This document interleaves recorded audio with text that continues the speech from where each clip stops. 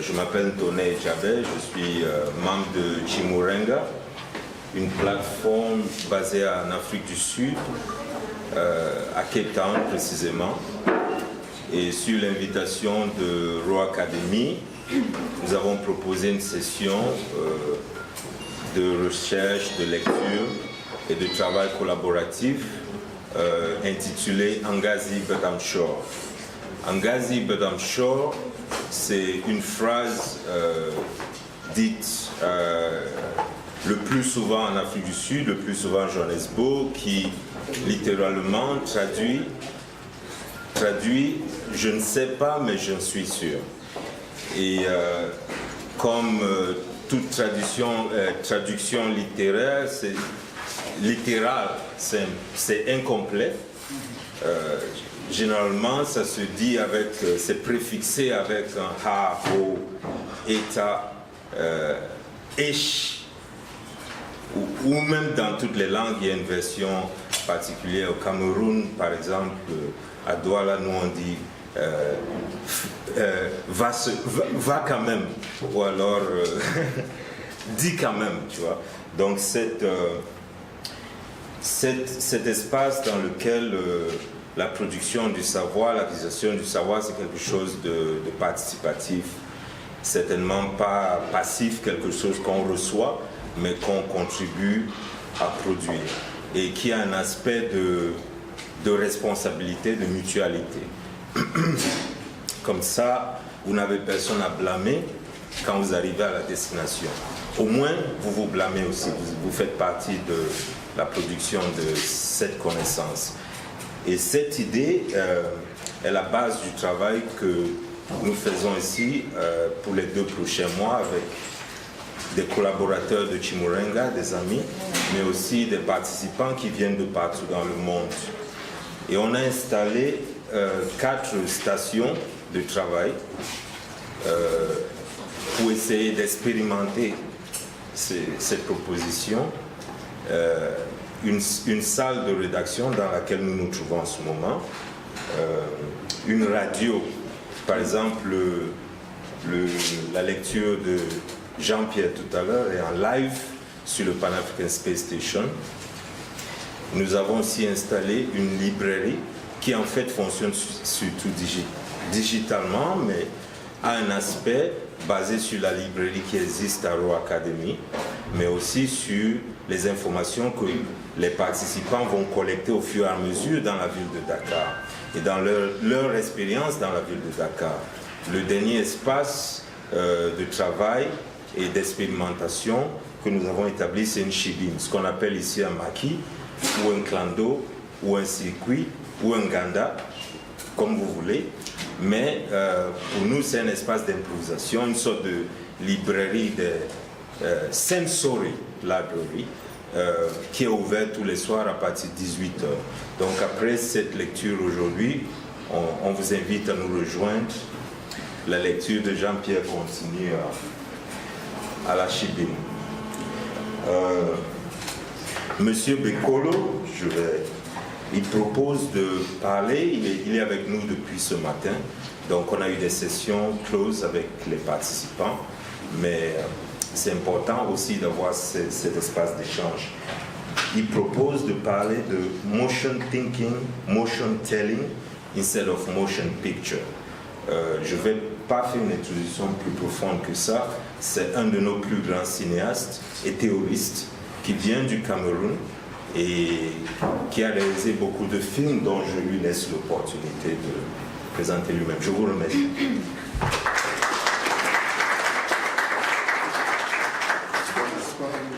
Comme tu veux.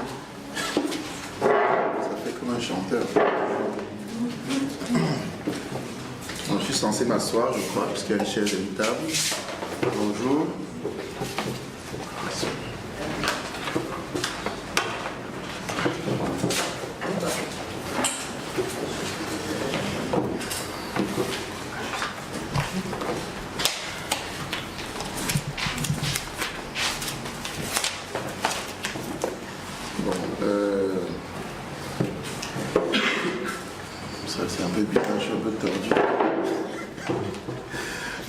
Ce qui qui est intéressant pour moi d'être là, c'est que effectivement, connaissant Ntoné, l'idée de la connaissance qui n'est pas forcément la connaissance telle qu'elle est pratiquée à beaucoup d'endroits, je sais que c'est quelque chose sur lequel il travaille, il aime discuter, on a passé des nuits à Cape Town là-dessus. Et évidemment, le cinéma a toujours, peut-être cette dimension qui est presque à l'opposé des connaissances. Hein. C'est-à-dire que quand on a vu un film, on a l'impression que c'est quelque chose qui part à la poubelle. On dit, j'ai déjà vu ce film, c'est pourquoi. Et que, évidemment, et on en parlait ce matin déjà ici, c'est que le cinéma, c'est censé être la vulgarisation, c'est-à-dire tout le monde doit pouvoir comprendre. Donc, évidemment, des choses compliquées ne sont pas forcément de l'ordre du cinéma, ou alors c'est du mauvais cinéma. Pourtant, quand même, on se rend compte que c'est un médium qui peut toucher tout le monde, et que si on regarde un peu nos sociétés qui n'avaient pas forcément de culture écrite, mais le degré de connaissance était très élevé. Et je me rappelle de mon prof de philo qui disait que son grand-père n'avait rien envie à Hegel. Donc, on comprend très bien que le cinéma, comme ça, a du mal, disons, à s'imposer comme ayant de la connaissance, et quand il en a, c'est du mauvais cinéma. Alors, comment on fait dans ce cas-là, quand on se dit qu'il faudrait éventuellement quand même dire des choses un peu sérieuses, surtout nous, quand on décide de faire du cinéma, évidemment, c'est quand même une crise au niveau familial, parce que mon père disait que c'était un métier de voyou. Évidemment, vous savez que beaucoup de gangsters, c'est au cinéma qu'on apprend le banditisme. Toutes les salles de cinéma autour d'ailleurs, c'est là où il y avait les foyers, les grands bandits dans chaque ville. Mais que tout ça, effectivement, comment on fait que ça puisse rentrer dans ce qui est de la connaissance. J'ai fait un documentaire il n'y a pas longtemps, il y a 2-3 ans, sur Valentin Mudimbe, et il disait que la manière dont nous apprenons les choses, il y a 3 manières d'apprendre les choses, soit au niveau mythique, c'est-à-dire c'est des mythes de notre tribu, des mythes de la naissance de tel peuple, etc. Il y a les disciplines, ceux qui vont à l'école, ont toutes les disciplines qu'ils peuvent étudier, et puis il y a la philosophie de chaque jour. Donc depuis que je suis reparti au Cameroun, j'ai l'impression quand même que la philosophie de chaque jour domine largement sur la manière dont les gens acquièrent le savoir en général, c'est-à-dire ce qu'on raconte en fait. Bon, Mudimbe parle beaucoup plus de ça parce que l'éducation de l'enfant qui se fait surtout par la mère, qui dit voilà, il faut manger ci parce que bon, chez nous c'est bien de manger ça, c'est bien pour grandir. Enfin, toute cette connaissance qu'on acquiert, qui vient de la mère et qu'on accepte comme ça, fait partie vraiment de ce que, je dirais, qui est la base du savoir que les gens ont. Un autre constat, toujours dans la manière d'acquérir des connaissances, au Cameroun actuellement, je crois que le journal privé qui se vend le plus ne dépasse pas les 3000 exemplaires dans un pays de 20 millions d'habitants. Bon, il y en a qui m'ont dit que c'était peut-être Internet, mais même avant Internet, c'était pas. Il y a le journal national qui se distribue. Donc, finalement, on s'est dit, ce n'est pas en lisant vraiment que les gens vont apprendre ce qu'ils savent. Et le cinéma, lui, a toujours eu une place et ça, il nous arrive comme ça, le cinéma, comme tout ce qui est colonial. Hein. Un jour, on nous dit que bon, voilà, il y a le cinéma, ok, bon, on commence à regarder les films, on voit les films américains, les films machin, on ne s'interroge pas beaucoup. Et il y a eu, je crois, dans les années 70, des tentatives dans plusieurs pays, du cinéma, éducation, dans les villages, des choses comme ça. Bon, il n'y en a pas beaucoup, hein. Je crois au Niger, c'était l'endroit où ça a été le plus développé, mais je crois que tout ça est mort un peu en cours de route. Et la définition du cinéma qui est restée est un peu une définition qui nous vient des États-Unis, et qui, quelque part, quand tu regardes dans les archives, qui a été une décision de la justice américaine à un moment donné, où il y avait un cas au tribunal, où finalement, on a tranché pour le cinéma étant purement du business. Mais le cinéma aurait pu être autre chose. C'est pour ça qu'il y a eu cette discussion.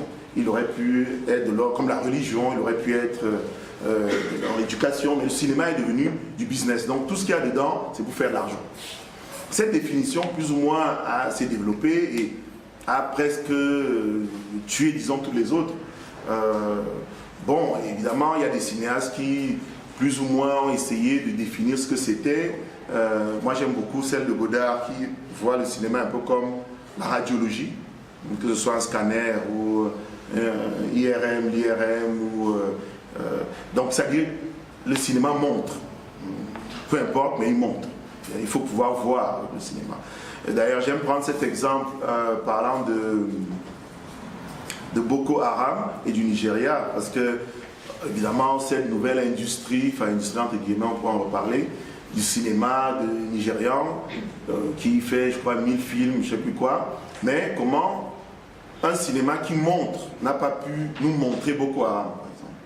Donc, ça commence à poser des problèmes quand on montre sans qu'on puisse voir.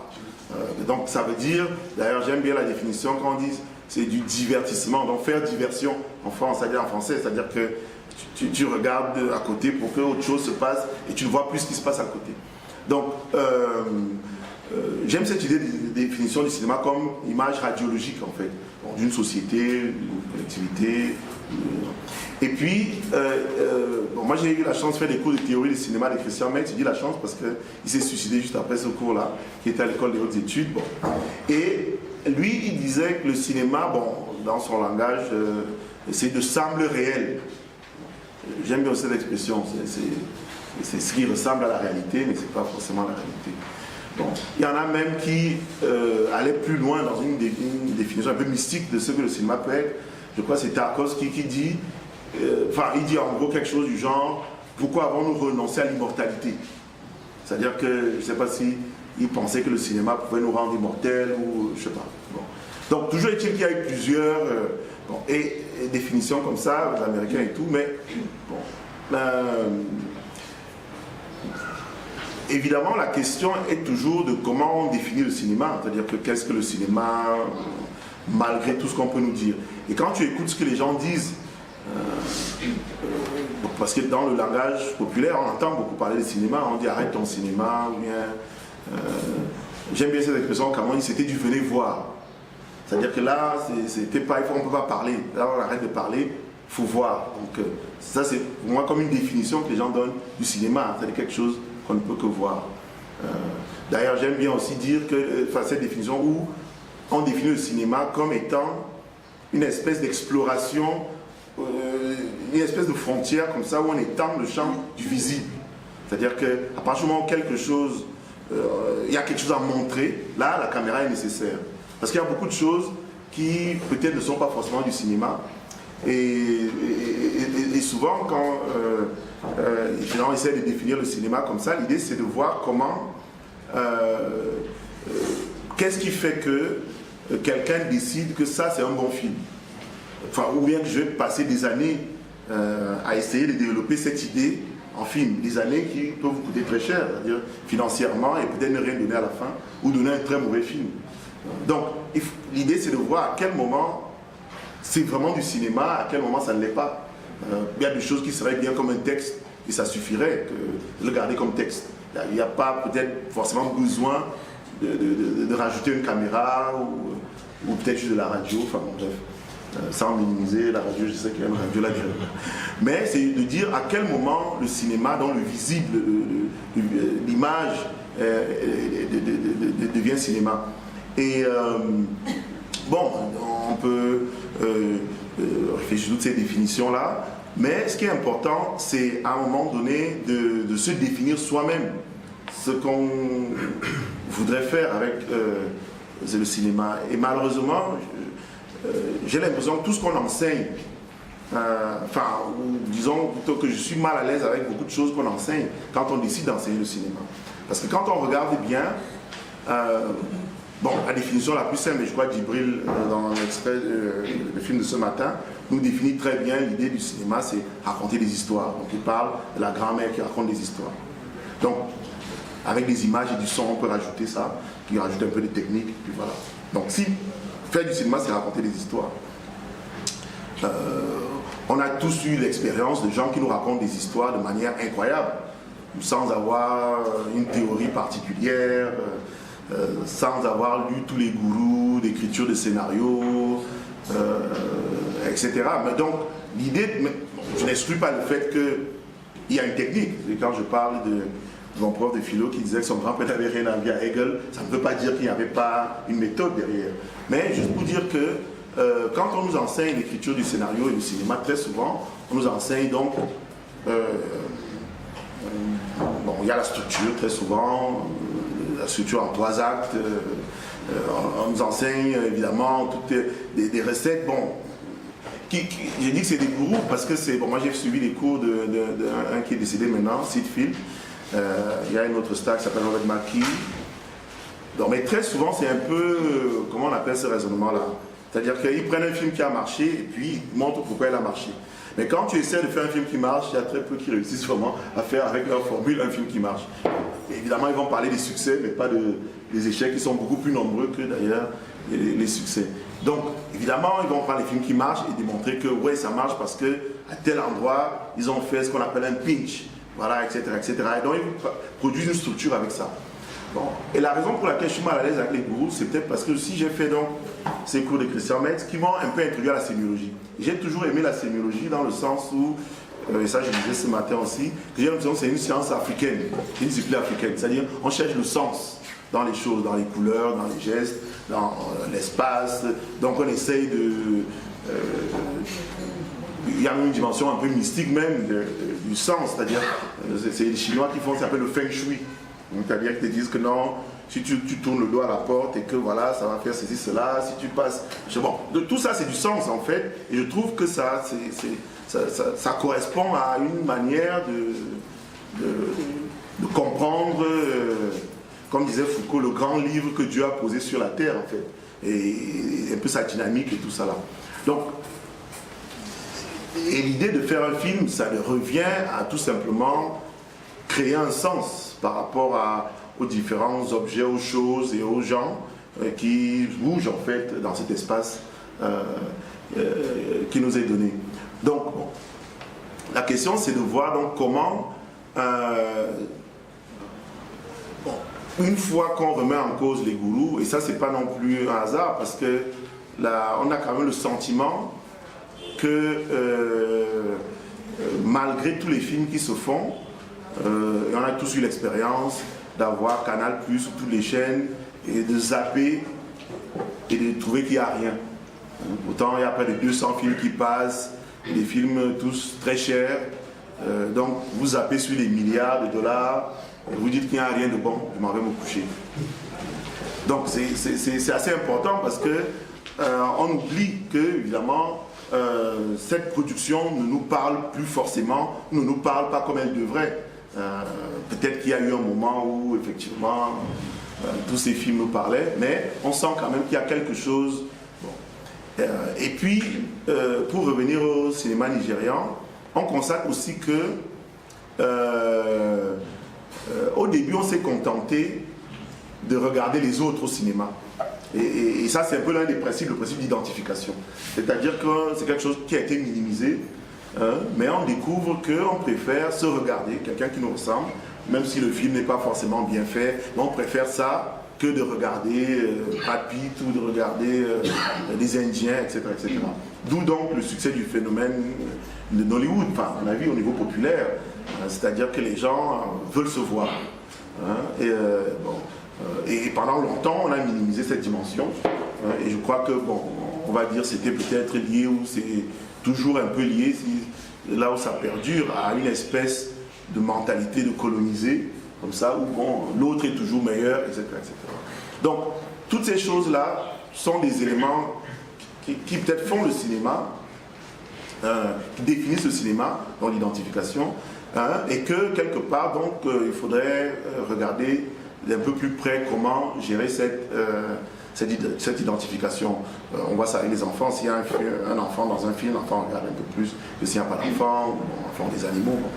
Donc, je ne sais plus ce que je disais, les gourous.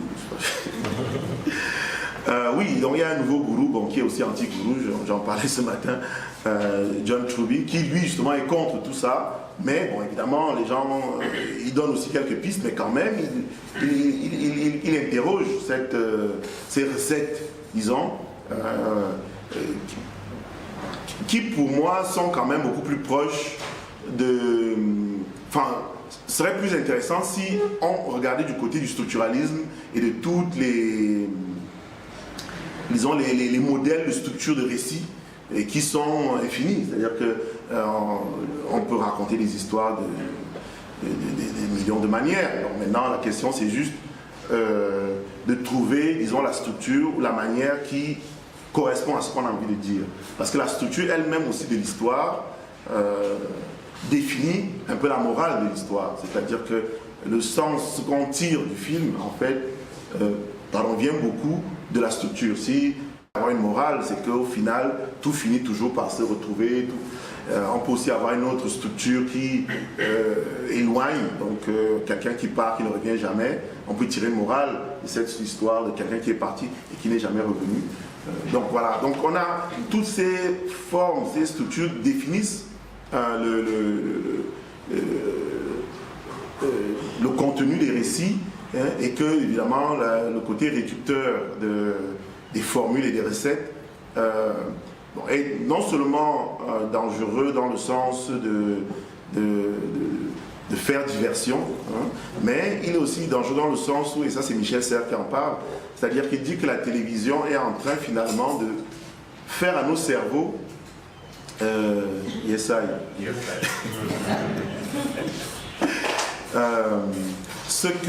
contraire de ce que l'école voudrait faire, en fait. C'est-à-dire nous empêcher comme ça d'oser explorer l'inconnu. Hein? Parce que quand on regarde un film, par exemple, à la télévision ou au cinéma, et qu'on découvre qu'un tel est le tueur, mais c'est parce qu'on nous l'a dit, pas parce qu'on est intelligent. Maintenant, on nous le dit d'une certaine manière et on ne s'en rend pas trop compte. Et puis au final, on s'est dit, bon, voilà, on a compris que, voilà. Et les films où justement on n'arrive pas très bien à suivre, on les botte en touche en disant que, bon, finalement, on ne comprend pas, ça veut dire que le réalisateur est mauvais. Parce que je crois que chez les littéraires, les écrivains, c'est différent parce que quand on ne comprend pas, c'est nous qui sommes un peu bêtes, quoi. Alors qu'au cinéma, c'est le cinéaste qui n'est pas bon. Donc l'idée, c'est que, bon, finalement, j'ai oublié ce que je disais. Hein? Bon, je vais regarder les notes parce que je ne sais plus ce que je disais. Oui, voilà. Hein? Donc, dans cette perspective, il est important de chaque fois essayer, bon, par rapport à ce qu'on essaie de dire, de définir le cinéma. Bon. Et très souvent, on a été aussi trompé, disons, par l'assimilation du cinéma au texte. Parce que, bon, évidemment, il commence comme texte, mais c'est un texte qui disparaît, hein, le scénario, il n'existe nulle part, c'est-à-dire c'est pas un objet qui reste, c'est comme un document de travail. Mais, évidemment, le texte, non seulement il crée un complexe énorme pour ceux qui ont du mal à écrire ou n'écrivent pas bien. Derrière, on a beaucoup de cinéastes qui ne savent pas écrire, mais bon, tant mieux, parce que peut-être c'est un autre registre. Et le texte, finalement, bon, il est un peu une chose qu'on gère tout seul, qu'on peut gérer tout seul, dans son coin, etc. Pourtant, le cinéma, il est beaucoup plus quelque chose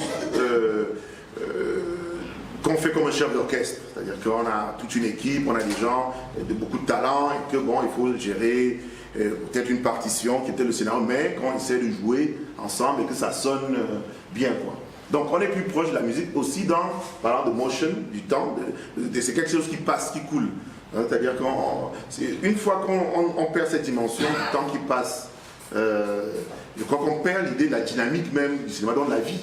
Parce que le texte peut être figé, mais comment on met tout ça en marche et comment on fait que bon, ça puisse être une musique qui se joue avec toute la partition on voit bien, et ça j'ai connu cette expérience avec le film sur Moutimbe qui dure 4 heures, on voit bien qu'il y a presque une limite humaine à la consommation d'un film dans le temps en fait. C'est-à-dire que j'aime ce proverbe malien, je ne sais pas s'il y a ça ici aussi, qui dit que quand vous prenez la parole, ayez pitié de ceux qui vous écoutent. Je crois que le cinéma aussi doit quand même éviter d'être sans pitié. Parce que bon, il y a une limite humaine qu'on a. Et donc, il y a une espèce d'une manière d'envoyer des informations, j'ai envie de dire à dose homéopathique, pour que les gens puissent les ingurgiter sans forcément avoir une overdose ou se perdre ou être perdus. Donc l'idée du mouvement, d'ailleurs on parle beaucoup de timeline. Même quand on écrit un scénario, on vous dit, ah oui, il faut savoir que là on est à 30 minutes, là on est à 1 heure, etc. Donc le temps joue beaucoup. Et cette idée de timeline, donc, qui est évidemment sur toutes les machines de montage, mais est aussi un truc qu'on gère déjà, parce que finalement, le film va s'écouler dans le temps. Donc cette dimension temporelle est très importante et c'est elle qui est ce mouvement. Bon, évidemment, quand on définit le cinéma comme motion picture, oui, c'est l'image en mouvement. Mais est-ce que toute image en mouvement est vraiment cinéma? Ça, je ne suis pas sûr. C'est comme tout texte, est-ce que tout texte est littérature? Donc, il faut bien voir, évidemment, à quel moment ces images en mouvement deviennent cinéma. Bon. D'où l'idée, effectivement, de motion teller, c'est-à-dire qu'on raconte donc maintenant en mouvement. Ça, c'est encore une autre dynamique, qui est plus proche peut-être d'un récit oral que d'un texte écrit. Parce que les conteurs savent comment doser, à quel moment, comment gérer, disons, la relation avec le spectateur qui consomme, qui reçoit l'histoire. Et puis, et c'est l'autre dimension, motion thinking. C'est-à-dire que maintenant, alors, peut-être que c'est la pensée en mouvement, puisque il faut quand même construire quelque chose, on est en train de construire quelque chose que l'autre intègre et qu'on développe, mais tout en pensant à la dimension mouvement, puisque tout ça s'écoule dans le temps. Une autre chose qui est super importante, c'est disons, le cinéma a cette nature où on est presque dans le réel, c'est-à-dire que c'est le meilleur support du réel. Parce que bon, évidemment, le nombre de situations où on voit quelque chose dans un film et ça nous affecte comme si c'était réel. C'est comme si quelqu'un qui donne un coup de poing à quelqu'un dans un film, parfois vous fermez les yeux, vous le sentez comme si vous avez vu quelqu'un en train de donner un coup de poing. D'ailleurs, je crois que quand on regarde les films de Kung Fu, on s'en sort un peu, on croit qu'on est un peu plus fort. Quand on est entré, je ne sais pas pourquoi, mais ça c'est quand même un vrai effet que le cinéma a, c'est-à-dire qu'on se sent plus fort, quoi. Et donc la question c'est toujours d'essayer de définir ce que c'est et surtout ce que ça nous fait. Et donc comme on a ce monde réel où on est capable de montrer, enfin ce monde qui ressemble au réel, on parle de Christian Metz, alors on s'est dit comment on le gère et c'est un peu comme si on est tout le temps dans une espèce d'étude comparative avec le réel. Donc on crée quelque chose, on prend le recul, on regarde, on dit non c'est trop. Bon, trop par rapport à quoi? Toujours au réel. Enfin, il y a une dose que le réel nous aide à ajuster ce qu'on met au cinéma. Ou bien alors on décide que bon, on va aller très loin dans cette histoire-là où on va. Donc le réel, on ajuste en permanence ce qu'on fait au cinéma avec le réel. Bon. Et l'idée c'est qu'effectivement, il y a peut-être quelque chose là à trouver ou à faire avec ça. Bon, il y en a qui vont vous dire oui, on raconte des histoires aux enfants pour leur donner un peu de morale, pour comprendre un peu d'où on vient, etc. etc. Mais on voit bien que le cinéma était presque figé.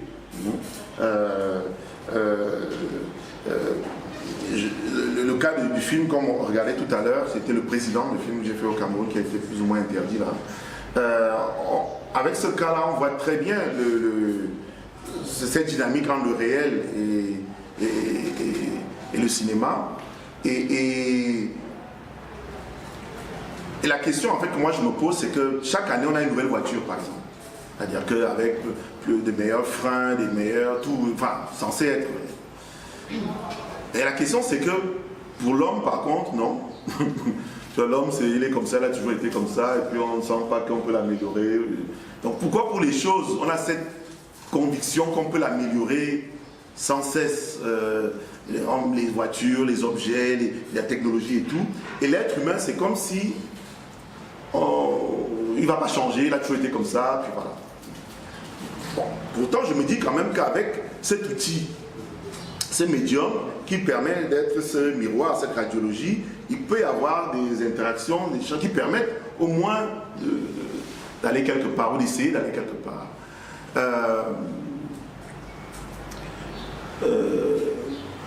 Bon, évidemment, un être humain n'est pas un objet, mais si je prends... J'avais une conversation justement il y a quelques semaines avec Fabien Eboussi, qui est un philosophe camerounais, sur sa thèse de doctorat, qui était, où il comparait, disons, le mythe et le dialogue. C'est-à-dire que, bon, je trouvais que c'est quelque chose qui, pour le cinéma, est très intéressant. C'est-à-dire que, bon, lui, il dit le mythe, c'est figé. Donc l'homme, voilà, il a toujours été comme ça depuis la nuit des temps, il n'y a rien à faire, c'est fini. Par contre, le dialogue permet de discuter, de s'ajuster en fonction de ce qui se dit. Donc, bon, donc il dit en gros que l'un peut s'envelopper de l'autre.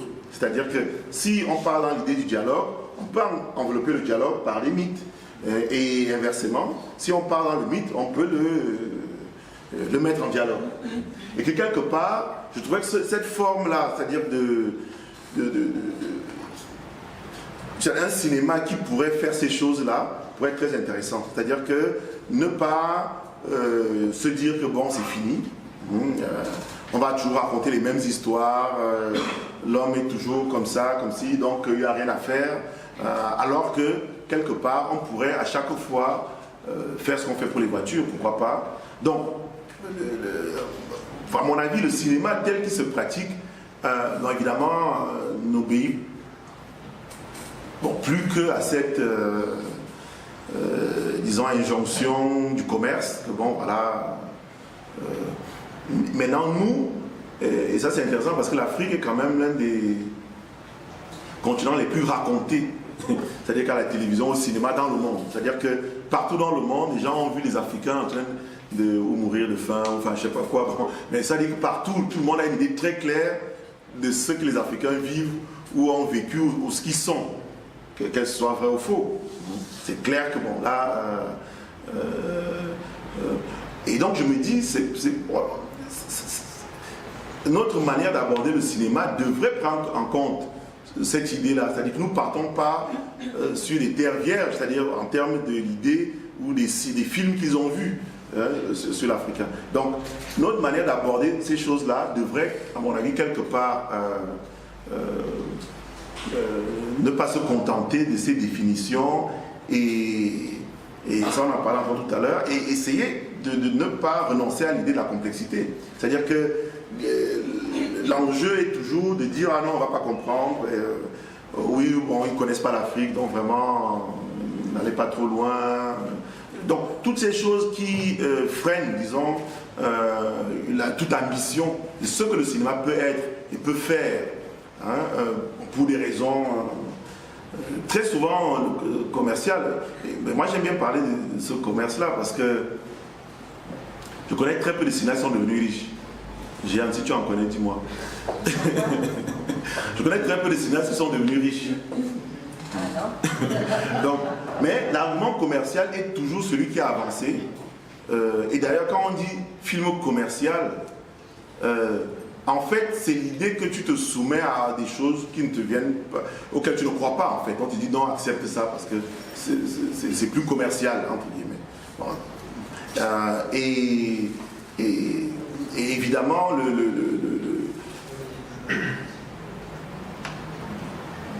j'ai envie de dire, j'appelle ça la double peine finalement, parce que non seulement tu ne fais pas le film que tu as envie de faire, en plus de ça, tu ne gagneras pas d'argent. Donc je dis, bon, pourquoi souffrir doublement alors qu'on peut juste souffrir de ne pas gagner d'argent et au moins on fait ce qu'on avait envie de faire. Donc, enfin bref, voilà, c'est un peu dans cette direction-là que je me dis c'est important d'essayer d'explorer, disons, je n'appelle pas ça un nouveau cinéma, mais le cinéma devrait ne plus être bloqué par toutes ces choses-là. Et quand Djibril dit à la fin que c'est pour ça que je ne serai jamais un professionnel, et je crois qu'aujourd'hui ça s'impose encore plus. C'est-à-dire que ceux qui sont capables de monter des films de manière professionnelle avec des chaînes de télé, avec les distributeurs, les producteurs, sont très peu nombreux. C'est-à-dire que je crois qu'il n'y a que Géant qui a fait ça parmi les gens que je connais. Mais aujourd'hui, on fait les films et puis on voit ce qui va se passer. Enfin, je ne sais pas si William va dire le contraire. C'est-à-dire qu'on fait ce qu'on a envie de faire et puis on voit. Et je crois que même les supports, on peut les critiquer, hein, le fait qu'il y a une multiplication, et YouTube et tout ça là, ça renforce un peu cette idée-là. Bon, évidemment, il y a de tout. Hein. Je ne veux pas dire que toute image sur YouTube et cinéma, mais je veux juste dire que nous vivons une époque intéressante.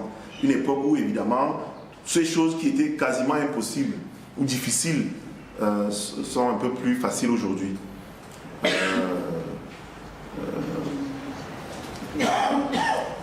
À un moment donné, il y a même cette idée du cinéma comme rêve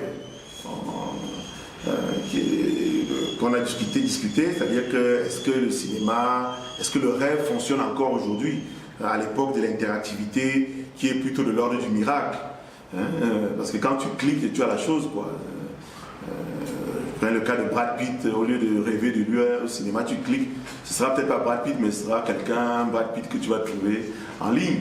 Donc j'ai l'impression qu'il y a un shift, et on parlait aussi de ces salles de cinéma qui ferment. Parce qu'une salle de cinéma, c'est quoi? C'est un hangar, hein, avec un projecteur. Mais pourquoi les salles de cinéma ferment? C'est peut-être parce que le cinéma, comme rêve, a disparu, et que maintenant les gens sont dans le miracle, et que ce n'est pas un hasard si les églises envahissent les salles de cinéma, parce que c'est un lieu de miracle, l'église. Tu pries et puis tu as ce qu'il faut. Enfin, il y a cette église-là qui dit « Pray until something happens ». Donc, tu vois bien que le miracle est un peu quelque part dans l'air, ou alors les salles de cinéma qui deviennent des supermarchés, qui sont aussi des lieux de consommation, qui sont aussi des formes de miracles. Donc, je ne dis pas que forcément il faille retourner à cette ancienne idée du cinéma, mais il faut sans cesse checker, voir exactement où en sommes-nous aujourd'hui et qu'est-ce que pourrait être le cinéma aujourd'hui, sans forcément, comment dirais-je, jeter tout ce qu'on a appris ou je fais référence à une discussion qu'on a eue tout à l'heure. C'était, bon, je me disais moi que si le format aujourd'hui de l'écriture, du scénario, du cinéma reste très figé, c'est-à-dire que nous imitons les formats de scénario comme on les faisait dans les années 60, 70, qu'aujourd'hui d'ailleurs, quand on envoie un scénario, on dit qu'une page c'est 1 minute, enfin dans la fiction. On vous dit il faut écrire avec telle typographie, courrier, numéro 10, il faut faire si bon. Donc tout ce qu'on vous dit là, c'était à une époque. Hein, et aujourd'hui, notre relation au texte, et je mentionnais les réseaux sociaux et tout ça, a un peu changé. Bon, alors pourquoi rester dans ce format quand nous-mêmes, dans notre pratique quotidienne, notre gestion des textes, on est dans autre chose. Donc peut-être que même dans la manière de présenter l'idée de film, de la partager, peut-être que même l'idée d'un format, et de ce format qu'on utilise est à revoir. Et peut-être aussi que pour faire des films, on a le cinéma a 120 ans, on a fait assez de films où un individu exprimait sa vision. Peut-être que maintenant on peut passer à des films un peu plus complexes, où peut-être 3 ou 4, 5 spécialistes pourraient se mettre ensemble, faire des films un peu plus complexes, parce qu'il y a des choses complexes et on ne peut pas tout résumer en des choses simples. Voilà. Donc voilà un peu, disons,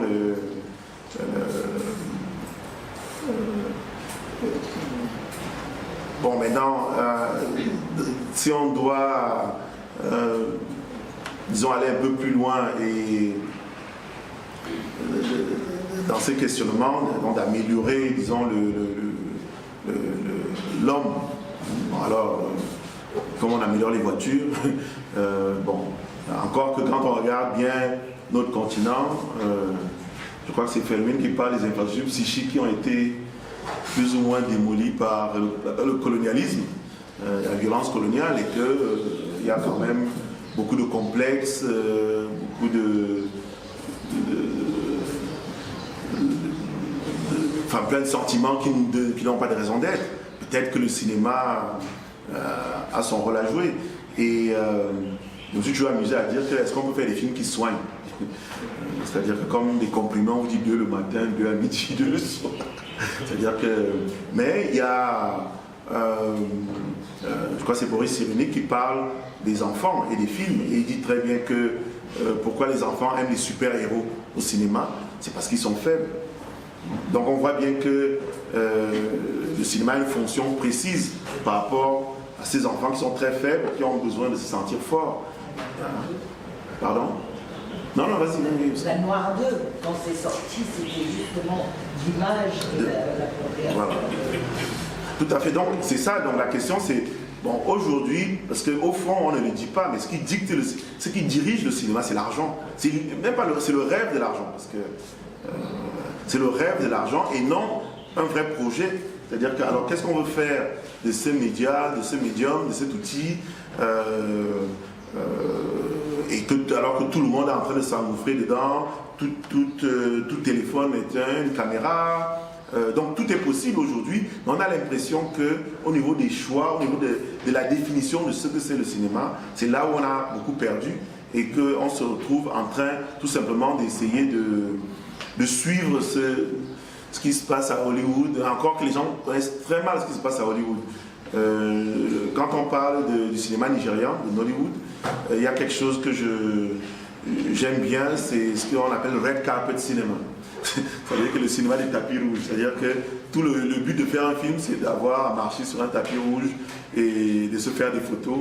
Quand on dit cinéma, c'est un peu, je crois, quand un homme dit à une femme je t'aime et la femme répond je t'aime, ils ne parlent pas toujours la même chose. Je crois que quand on dit cinéma et les autres disent cinéma, je ne suis pas sûr que nous parlons vraiment de la même chose. Donc voilà pourquoi il est important à chaque fois de redéfinir très souvent ce dont on parle. Évidemment, quand les Nigérians disent cinéma, évidemment, vous pouvez voir ce qu'ils appellent cinéma. Parfois, ce n'est même pas des séries ou des téléfilms, c'est des qu'on appelle sitcoms, c'est-à-dire comme le Prince de Bel-Air. Bon. Donc, vous voyez bien qu'on ne parle pas vraiment de la même chose et qu'on attend que tout le monde puisse rentrer dans une définition alors qu'on n'a pas défini ce dont on parle. Je vais d'abord arrêter là, si on peut parler.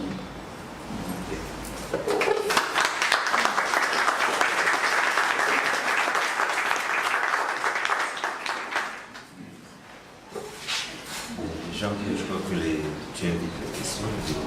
Oui. Ah, ok.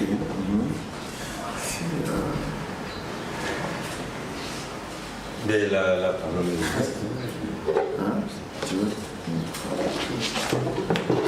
Moi j'ai une question. Vas-y. Je commence. Oui. Parlant de ton travail, plus précisément le président, un de tes films récents, tu as parlé de cette nécessité d'écrire, so to speak, d'écrire dans le présent. C'est-à-dire que de ne pas attendre que l'événement passe et de faire ce geste rétrospectif, mais de trouver un langage qui est lié à l'action qui est en train de se produire, d'intervenir à ce niveau. Je ne sais pas si tu pourrais nous dire un peu. Oh oui, effectivement, le cas de mon film Le Président qui a été interdit au Cameroun était un cas très intéressant parce que, évidemment, il fallait faire un film qui correspondait à ce qui se passait, mais en même temps qui intervenait sans forcément... puisque l'histoire n'est pas finie, le président est toujours président. Alors, je raconte l'histoire de ce président, mais le but était que le cinéma puisse aussi s'engouffrer dans ces espaces, parce qu'on attend le cinéma à la fin. Quand tout est fini, quand le président est mort, on dit « Ah, bon voilà, on va faire un film. » Et ça, c'est bon, a posteriori. Autant, et alors, la question était comment le cinéma intervient alors que le président est là et que nous souhaitons, enfin peut-être pas tous, mais bon, la plupart sont au départ, mais qu'en même temps il est toujours là, et que qu'est-ce qui va se passer, qu'est-ce que nous, pour lui, pour le système, pour le pays, enfin, donc évidemment, l'idée on ne peut pas appliquer une formule, une recette quand on écrit ce genre de scénario. Donc il fallait, bon, et je ne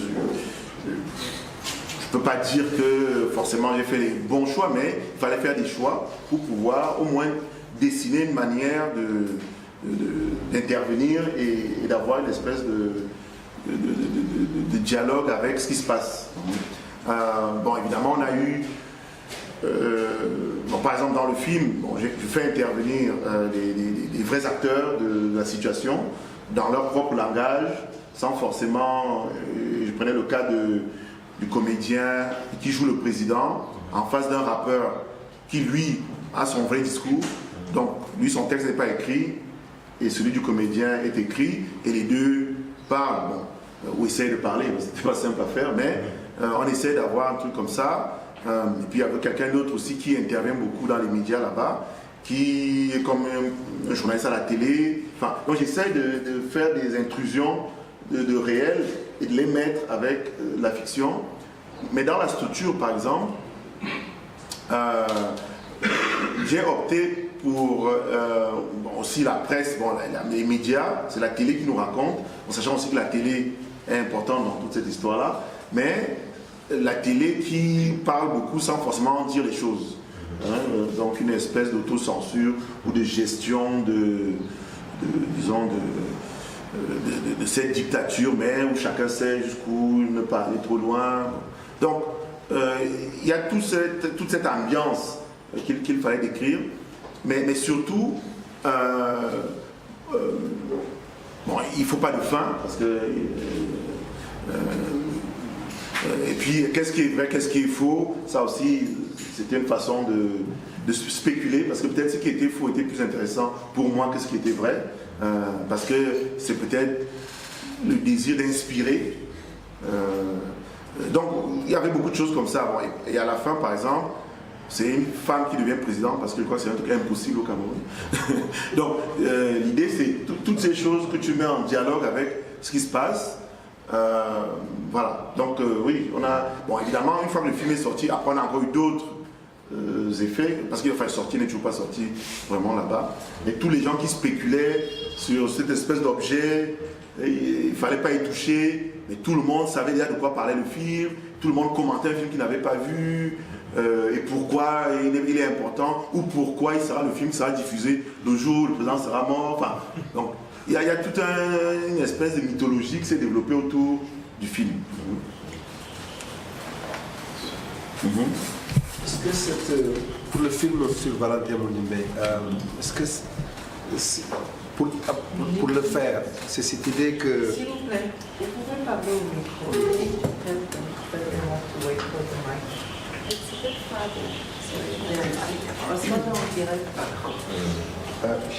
Vous avez dit tout à l'heure que le cinéma ne devrait plus être bloqué par des définitions qu'on a connues. Est-ce que pour faire le film sur Valentin Mudimbe, qui sont un peu des canaux classiques, 4 heures en face de lui en train de discuter de beaucoup de sujets, est-ce que c'était une manière de rendre pratique cette idée, cette théorie qu'il faut briser les canaux classiques, aller à la rencontre des définitions? Oui, c'est-à-dire bon, mais c'est quelque chose qui doit être logique et raisonné. Mudimbe, il a enseigné au Congo, il a été doyen là-bas, puis il est parti aux États-Unis dans une espèce d'exil un peu forcé. Et il a surtout enseigné là-bas. Et là, il a pris sa retraite, je crois, il y a 1 ou 2 ans. Et vous ne le verrez plus. Ça, c'est clair, en train d'enseigner. Bon, c'est quelqu'un, beaucoup de gens n'ont pas accès à Mudimbe. Moi, j'ai eu la chance d'avoir accès à lui. Je ne peux pas dire pourquoi, il m'a adopté comme ça. Donc chaque fois je le voyais en Caroline du Nord, j'allais chez lui. Et je me suis dit, bon, d'abord pour qui s'intéresse à l'idée de faire un film, ce n'était pas évident. Plusieurs fois il disait ça sert à quoi. Puis un jour il m'a dit je vais prendre ma retraite, je ne sais pas ce que je vais faire de tous mes livres. Alors j'ai dit, avant de partir, il faudra me dire pour que je vienne au moins filmer les livres. C'était pas lui, les livres, il va filmer. Bon, et il n'a rien dit, j'ai compris qu'il y avait une faille. Puis je me suis dit, ok, quand est-ce que tu es là? Il me dit, je suis là au mois de septembre. Je dis, ok. Et j'ai pris mon billet d'avion, même j'ai juste appelé pour lui dire que j'ai pris le billet d'avion. Il dit, pas de problème. Bon. Donc l'accès, c'était ça. Puis maintenant, je savais qu'il prenait sa retraite. Et ben, Moudimbe enseignait à Duke University, qui est une des meilleures universités aux États-Unis. Ben, il n'y avait pas beaucoup d'Africains à Duke comme étudiants. Donc encore très peu qui iraient prendre des cours de Moudimbe. Donc tout ce qu'il enseignait, les Africains n'en savaient rien. Donc aller filmer Moudimbe pour qu'il nous raconte, pour dire que il y a un monsieur là-bas qui parle près de 30 langues, qui est congolais et qui fait des grandes choses, je trouvais que ça n'avait pas d'intérêt. Mais c'était plutôt d'essayer de mettre dans le film ce qui n'est pas simple, un de ses cours. C'est-à-dire qu'en fait, le pousser un peu à lecture presque, bon, nous savons que c'est très difficile au cinéma, mais qu'il nous fasse quelque chose pour que, quand je vais prendre le film et je vais l'amener en Afrique, ceux qui n'ont pas pu prendre les cours de Moudimbe pourront capter un peu de ce qu'il sait, de comment il pense, etc. etc. Donc, et ça ne peut pas se faire en 30 minutes. D'ailleurs, il y a des cours qui commencent à 8h, finissent à midi, ça dure 4 heures, non? Et les cours peut-être pas si importants que ceux de Moudimbe. Donc, je me disais, la durée, vraiment, réduire ça ne serait pas juste. Et puis, il n'y avait pas de déchets, vraiment, je vais jeter quoi quand Moudimbe parle? Je dis que tout ce qu'il dit est bon. Donc, à partir de ce moment, je me dis, il faut que ça reste comme ça. Et, bon, et puis, moi, je crois que beaucoup de gens qui subissent, disons, ces 4 heures, ils sont très contents d'avoir, c'est comme courir un marathon, c'est-à-dire tu te sens que bon, tu en sors un peu fier que j'ai tenu le coup, quoi.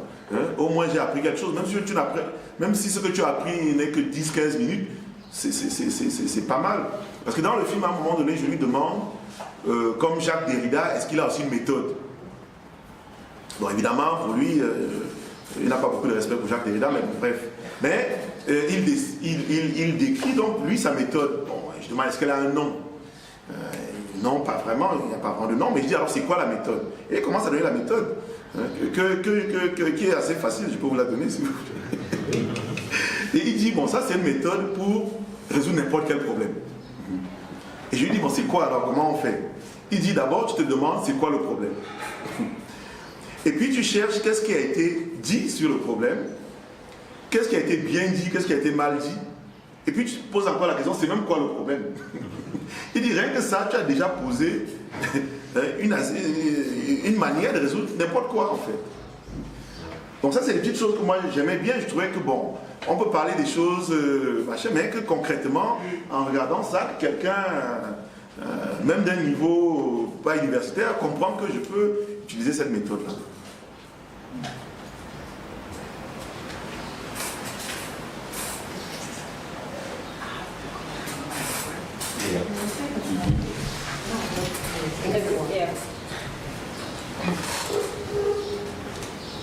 Oui. Venez au micro, s'il vous plaît. Bonsoir et merci. Je suis Denis, artiste plasticien.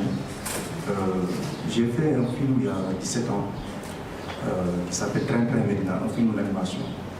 Et comme je suis artiste, j'étais un jour à Cannes, au Festival de Cannes, et j'étais parmi les nominés du prix du Job Mamedi. Et j'ai eu l'occasion d'avoir un CD, où il parlait que le cinéma est très simple. Il suffit de fermer les yeux, fermer bien les yeux, et vous allez voir des images qui défilent. Et il disait que chaque image, tu pouvais donner un rôle. Il dit c'est ça le cinéma. Et c'est une phrase qui m'est restée dans ma tête, parce que le film que j'avais fait, Train Train Médina, il y avait eu des problèmes. Et parce que je n'aime pas les scénarios. Je voulais faire quelque chose que je ressens, et après écrire le texte. Et ça a eu des problèmes. Mais j'ai fait ce que je voulais faire, c'est comme ça que je l'ai fait. Et c'est un film qui a été primé 7 fois, je pense. Meilleur film. Et depuis lors, je n'ai pas fait de film. Parce que je n'aime pas être dicté en fait. J'aime faire ce que je ressens. Et aujourd'hui, ce que je vois, c'est... On dit qu'il n'y a pas de salle de cinéma actuellement, mais il y a beaucoup de salles de cinéma en fait. Je regarde souvent dans les Almadies, les nouvelles constructions. Il n'y a que des salles de cinéma. Mais c'est pour les gens qui habitent dans l'immeuble en fait. Ils construisent des salles de cinéma privées. Il y en a beaucoup en Almadies maintenant, c'est ce qui se fait en fait. Donc du coup, je pense qu'actuellement, ce qui se passe aussi, l'être humain, en tant que tel, on entre dans un système de 3D où le spectateur entre dans le film. Et je trouve très intéressant parce que quand tu regardes un film en 3D, et celui qui a les lunettes et celui qui n'a pas les lunettes ne voit pas de la même façon. Donc on fait de cette façon où le spectateur participe à l'image. Et je précise encore qu'un film il est très complexe parce qu'il y a presque 40 ou 60% des films où c'est le son. Le son joue un rôle capital dans le film. Donc, nous, on dit que c'est le système parce qu'il y a l'image, le son, et il y a le message qu'on essaie de faire passer. C'est juste une intervention que je voulais faire comme ça aussi. Parce que... Très bien.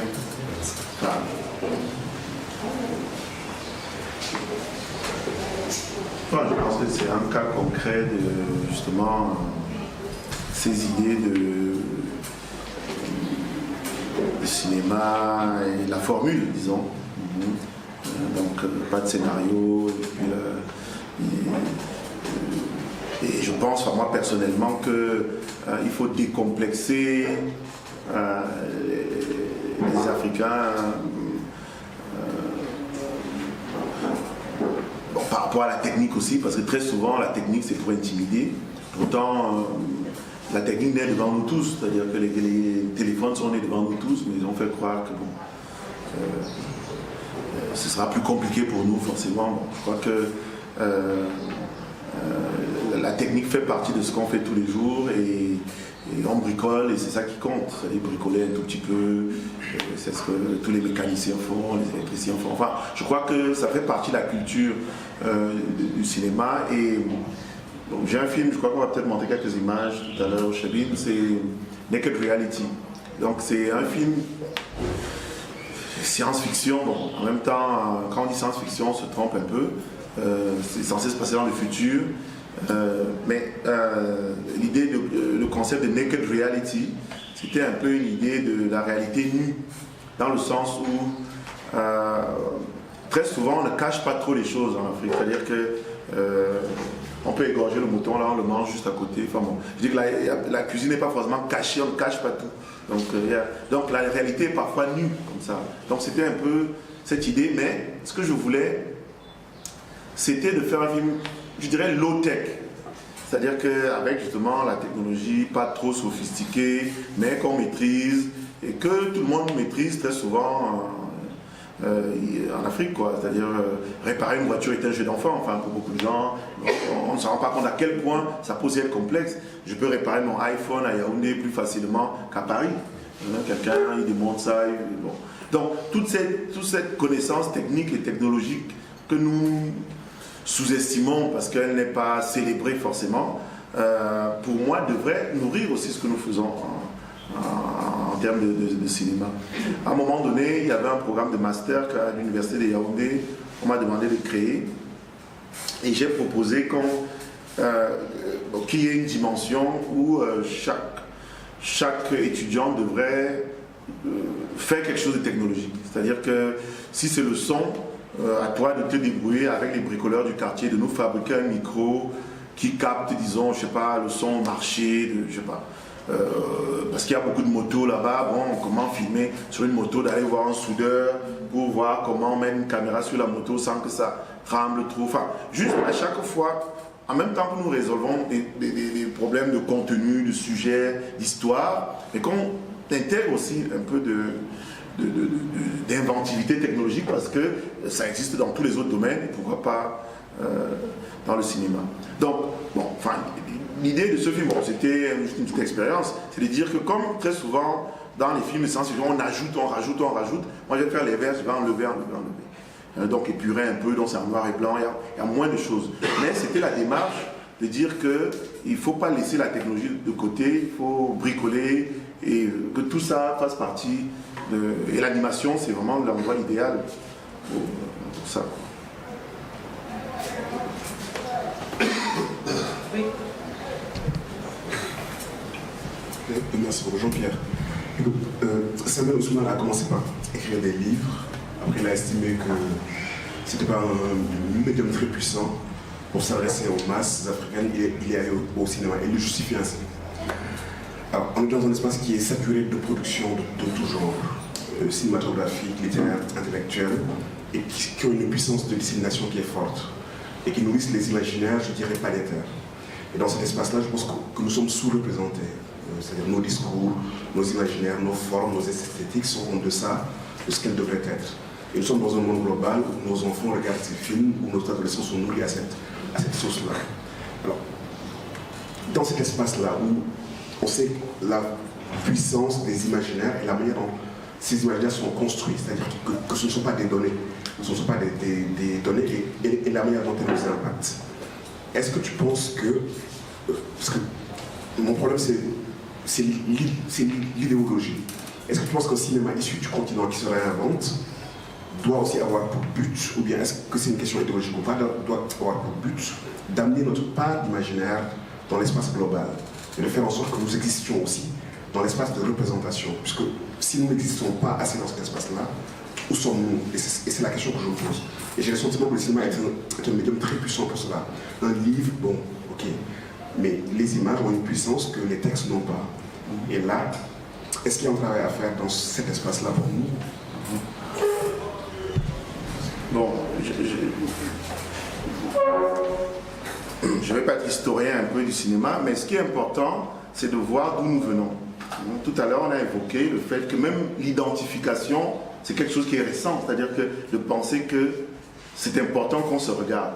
Ça, c'est récent, c'est vraiment avec les Nigérians que ça prend vraiment un vrai envol. Mais jusque dans les années 80-90, regarder un film américain, chinois, indien, au fond, on faisait comme si tout ça, c'était pour nous en fait, c'est-à-dire quasiment.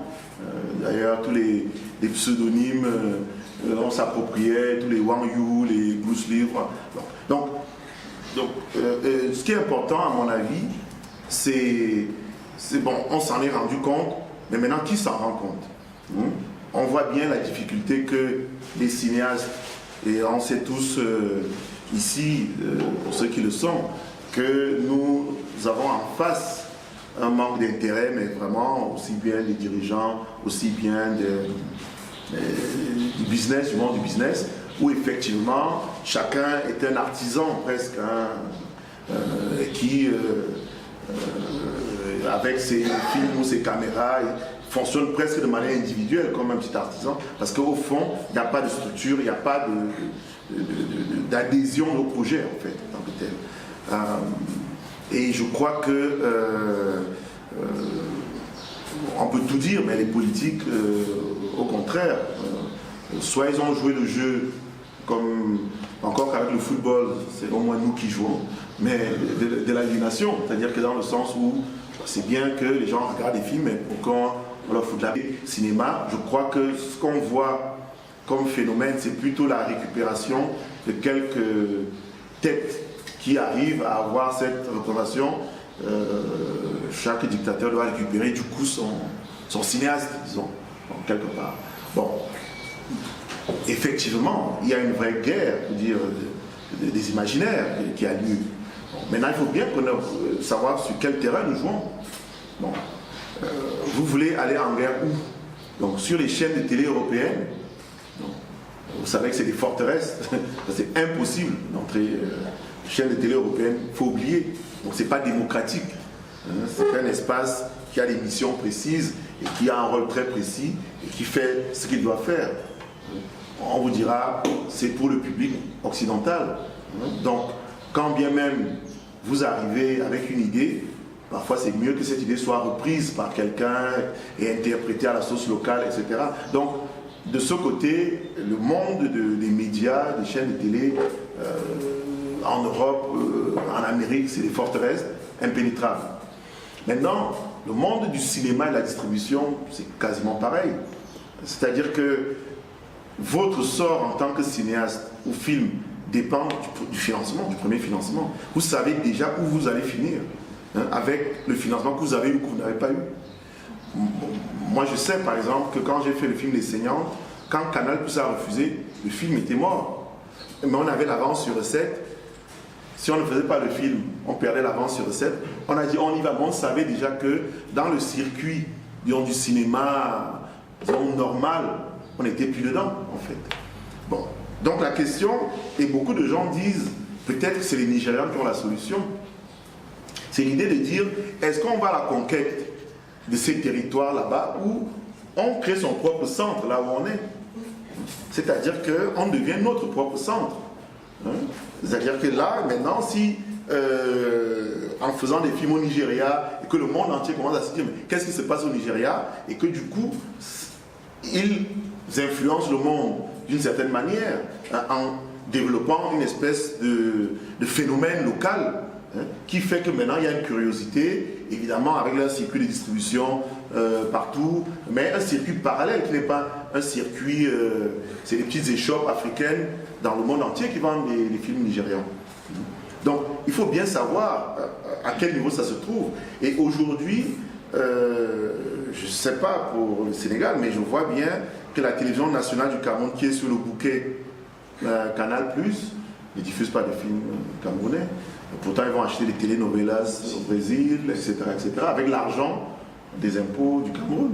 Donc, à ce jour, je me demande comment, où ça se passe, c'est-à-dire comment on va à la conquête, comment on va en guerre avec, dans cette guerre d'imaginaire-là, où est le territoire, où est l'espace. Quand j'ai sorti mon film, parce que je l'ai sorti moi-même, Les Saignantes à Paris, j'ai eu 2 salles. C'est-à-dire très bien, hein, 2 salles. Il y a des films américains avant quoi, 5 000, 3 000, je ne sais pas combien, mais bon, j'avais 2 salles. Et quelques jours avant la sortie, une des salles retire le film.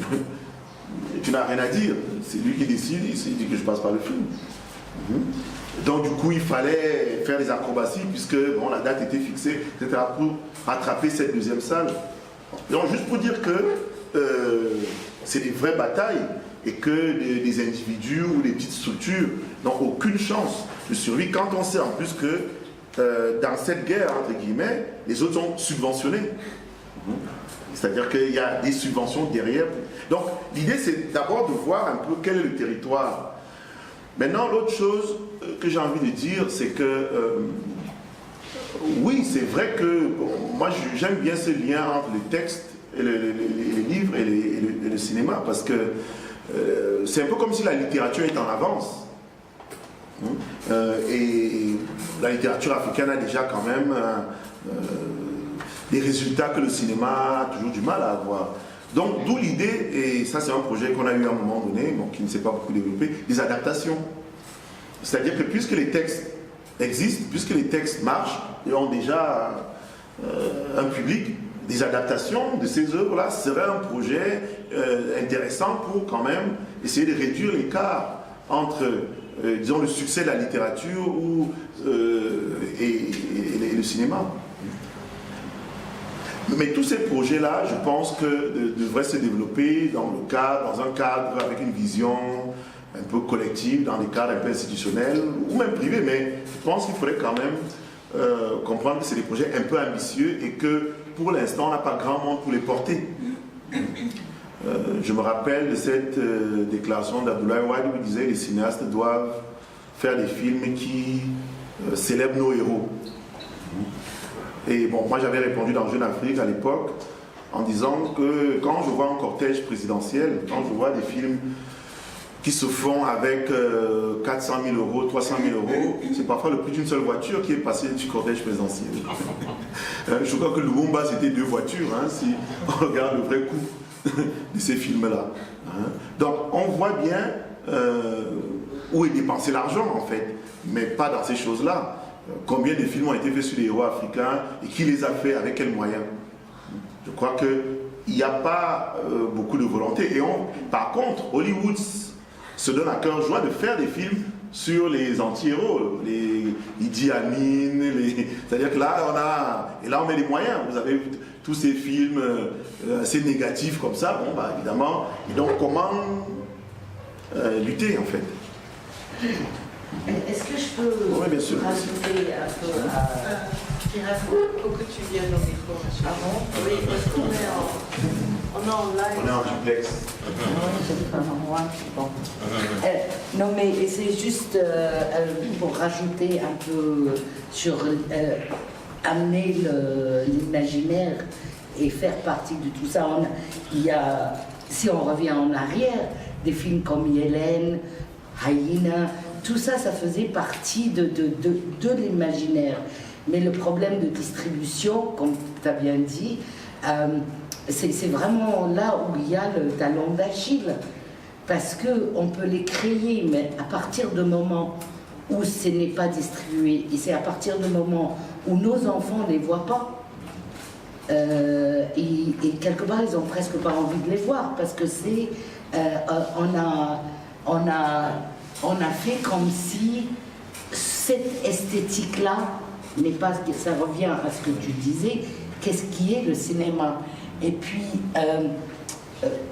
et quand on revient aux problématiques de distribution, moi je trouve c'est très intéressant comment on a commencé en Afrique à parler des problèmes de IP, hein, droit de, comment on dit IP en français, je ne sais pas. Droit d'auteur. Oui, c'est propriété intellectuelle, presque au moment où le monde entier commençait à mettre des choses librement sur l'Internet. Je me rappelle, au FEPACI, on commençait à avoir des réunions sur le IP. Et j'étais là, attendez, c'est au moment où on est en train de démanteler ça. Parce que l'outil même, qui est le DVD, est en train de disparaître. Donc quand on achète un DVD, c'est parce qu'on a déjà vu le film et on veut l'acquérir comme objet. Donc, et c'est là où, juste pour revenir sur Nollywood, un des réussites de Nollywood et une des raisons qu'on est en train d'enseigner Nollywood dans les universités américaines aussi, c'est une espèce d'esthétique qu'on comprend, ben voilà, c'est ça l'Afrique. Et moi, le souvenir où on était tous les deux présents, à une grande conversation, débat un peu animé, au moment dans la guilde où il y avait un grand débat, est-ce qu'on accepte Nollywood en tant que cinéma ou pas? Il y avait deux camps, un qui disait non, c'est pas du cinéma. Et je trouve que c'est très intéressant comment aujourd'hui on est en train de dire ben voilà l'esthétique, ce qu'on amène sur la place de marché, qu'on intègre en tant que l'image de l'Afrique. Et donc, en 2009, aux conférences panafricaines à Alger, j'avais fait un panel sur le piratage et sur comment moi je suis pour le piratage. Et moi personnellement, je pirate mes propres films parce que je suis parmi ceux qui sont... Je ne devrais pas dire ça en direct. Non, mais c'est vrai, j'y vais, allez. Je suis parmi les gens chanceux. J'ai la distribution d'Arte. Mais la distribution d'Arte, ça veut dire qu'on te donne un MG et qu'on va mettre ton film dans un placard où personne ne le voit. Parce que c'est pas une priorité. Donc, de nos jours, et l'Internet et la technologie fait partie de cette intégration de l'imaginaire africain et l'esthétique. C'est là où on le trouve. Et je pense que pour une des premières fois où on a un peu le level playing field, où on peut conquérir ce terrain. Voilà. Tout à fait. C'est intéressant parce qu'évidemment, il y a quelqu'un, je ne sais pas si c'est à Kampala que j'ai vu Isaac, Oui. Qui a fait un film d'action pour $200 et je crois qu'il doit être à 300 millions de vues sur YouTube. C'est un phénomène mondial du coup, effectivement, c'est-à-dire que peut-être que c'est les étapes par lesquelles il faut passer dans cette guerre, disons, des imaginaires là, où effectivement, bon, il n'a pas gagné un sou hein, avec ses 300 millions de vues, mais c'est devenu un phénomène mondial. Donc, peut-être qu'il y a toutes ces choses-là à pousser d'abord avant, parce que c'est d'abord une guerre, enfin, pour dire les choses, au lieu d'aller là où les choses sont fermées. Yes, d'abord, je remercie Raw Materials d'avoir invité la crème du cinéma africain ici, ou du cinéma tout court, c'est un autre débat. Mais je vais tout de suite rentrer dans le vif du sujet, parce que j'aimerais bien qu'il y ait beaucoup plus de jeunes cinéastes qui se bousculent, qui posent des questions, parce que tu as ouvert une porte, le non complexe, sur la technicité, l'écriture du scénario. Et j'ai l'impression qu'on vit une sorte de déphasage, de schizophrénie. On a toujours un problème de cible à qui on parle. Parce que moi, je vois beaucoup de jeunes cinéastes qui me demandent comment on écrit un scénario, comment on fait un film, comment on fait un montage. Et c'est eux qui m'apprennent comment faire ma page Facebook, Twitter. Ce sont eux, tu vois, moi je ne sais pas faire ça. Donc je me dis, il y a un problème, quoi. Et quand tu disais, Felwine, est-ce qu'on rentre dans le mondial, le pourcentage d'apport imaginaire, filmique africain n'a été perçu que dans le mondial. Parce qu'on est tout le temps en déphasage avec notre propre public. On est aujourd'hui, comme dit Diane, nos enfants ne veulent plus voir nos meilleurs films avec leur plus riche imaginaire. Figné, nos enfants ne veulent plus le voir aujourd'hui. Ils ne l'ont pas vu. Ils ne l'ont pas vu, c'est pas vrai. Donc on a ce problème-là. Et aujourd'hui, on est dans la technologie, comme tu dis, pour la piraterie. Moi, depuis le président Dia, je me bats tous les 2 jours. Il y a mon fils qui me dit, ah, s'il y a quelqu'un qui l'a publié en téléchargement sur tel site, quand je lui explique qu'il n'a pas les droits de le faire, il me dit, mais grand, je fais ta pub. Le président Dia, c'est pour nous, tu vois, Cheikh Anta, Kemtiou, ça commence, les gens, mais ça on m'avait averti. Diallo Diop m'avait dit, tu verras, les gens vont te dire, Cheikh Anta, on l'a quoi? Il y aurait Yakoumou, c'est pour tout le monde. Hein. Bon, il y a 2 jours, je pense qu'il y a eu un festival vert, jaune, rouge, place de souvenir. On montre le jeune sur YouTube, où il dit, oui, on prend de l'artisanat, et il y a Kemtiou qui est en train de passer. Il n'a pas le droit de le faire, mais dans son mental, je veux dire, on est en plein décalage, sur tous les plans. Donc, comment résoudre le problème? Je ne sais pas. Mais par contre, cette envie, moi, depuis présidentiel, je vis une sorte d'appropriation. Et il y a un débat au sein de ma production, parce qu'il y a des gens qui se disent qu'ils ont le droit de diffuser le DVD. Comme tu dis, le DVD, ils voient le film, ils achètent le DVD, ils ont l'objet, et il y a des gens qui disent non, on va montrer ça dans nos salles, on va faire une conférence, on va montrer ça en dîner, un dîner d'ambassadeurs ou de paysans. Donc voilà, ce problème, je ne sais pas, que je pose sur la table. Merci.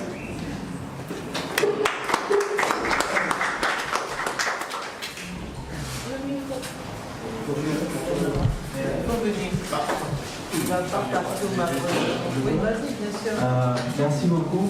Je voudrais réagir à ce qui a été dit à 2 reprises. Nos jeunes ne veulent plus voir nos films. Moi, j'ai découvert ce qu'a produit le cinéma sénégalais depuis les indépendants du Sénégal très récemment. Et j'ai pris beaucoup de plaisir à découvrir des films de CB, de Mambéty, de Mara Ramsan, mais il y en a encore beaucoup que j'ignore. Et je crois que si on ne les voit pas, c'est pas parce qu'on n'a pas envie de les voir, mais les canaux qui nous renseignent déjà sur l'existence de ces films-là n'existent pas.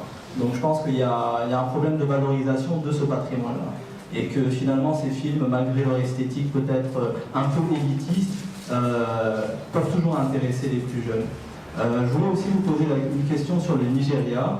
Est-ce que ce qui se passe aujourd'hui à Nollywood est susceptible de faire un effet d'entraînement, d'accueillir des cinéastes du reste du continent? Est-ce qu'à Nollywood, il y a une ouverture vis-à-vis des cinéastes des autres pays du continent? Et est-ce que le succès de Nollywood pourra profiter à la production cinématographique des autres? Merci.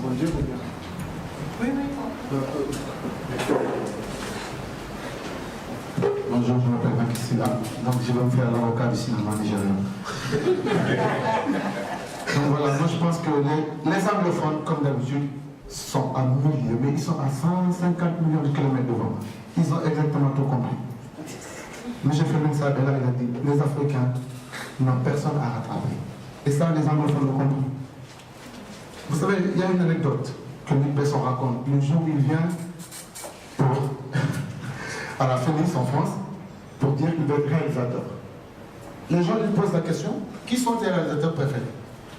Et voilà, Luc Besson répond, Lucas, Spielberg. Vous savez ce qu'on lui dit? Mais monsieur, vous sortez. Donc d'abord, ça c'est la mentalité francophone. Le cinéma, c'est pas fait pour les élites. Le cinéma appartient à tout le monde. Quand Bruce Lee, né à San Francisco, veut être acteur à Hollywood, il a une phrase de parler aussi mal des Chinois. À l'époque, avec le racisme, avec tout ce qui se passait, les mecs lui disent, on ne peut pas te donner ce rôle. Ils prennent qui? Ils prennent David Carradine. Ce qui a donné la série pour ceux qui sont les plus comme vous. Bruce Lee, évidemment, il s'est dit, je suis dans la merde, qu'est-ce que je vais faire? Il ne veut pas de moi. Et il va chez lui, en Chine. Parce que les Chinois aussi ont compris qu'ils n'avaient personne à rattraper. Ils avaient quoi? Le Kung Fu. C'est ce qu'ils ont utilisé, ce qu'ils ont vendu au monde. Ils ne se sont pas dit, tiens, on va essayer d'intellectualiser la chose, on va essayer de faire de telle sorte que le monde nous prenne comme... Non, ils se sont adaptés à la réalité. Aujourd'hui, les Nigériens, ils ont compris. C'est nous, encore une fois, les francophones, qui sont obsédés par la France. C'est nous qui sommes encore une fois en retard. Et c'est nous, encore une fois, qui sommes les dindons de la farce. Le cinéma, c'est du business aussi. Parce qu'il y a l'industrie de la mode. Il y a beaucoup d'industries qui se sont greffées au cinéma. Quand un acteur n'est pas bankable, on ne fait pas de films dessus. Il n'arrive pas à monter un film. Il y a, comment il s'appelle encore, l'acteur de l'enfant, Danny Glover, qui va monter un film sur tout son ouverture. Ça fait 15 ans qu'il est en train de galérer. Mais demain, c'est Will Smith. Hey Joe, Universal, ils vont mettre l'action sur la table parce que c'est Will Smith, c'est comme ça. Il faut aussi qu'on accepte que le cinéma, c'est de l'entertainment. On ne fait pas forcément des films pour régler le compte avec le colonisateur, encore une fois, pour régler le compte avec la France, pour régler le compte avec le reste du monde. Les gens aussi, ils veulent aller au cinéma pour prendre aussi de temps en temps du bon temps.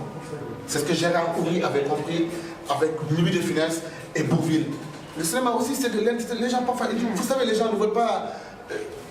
On n'a personne à rattraper. On veut juste aller au cinéma, se faire plaisir. Moi, de la même façon que je peux voir le film de mon oncle, Ousmane William Baye, Cheikh Anta, je suis en féru de Cheikh Anta, je vais jubiler. De la même façon, je peux demain juste regarder un prince à Bel-Air, regarder un prince à New York avec Eddie Murphy, and just laugh. Les anglophones, ils ont compris, ils s'adaptent au monde.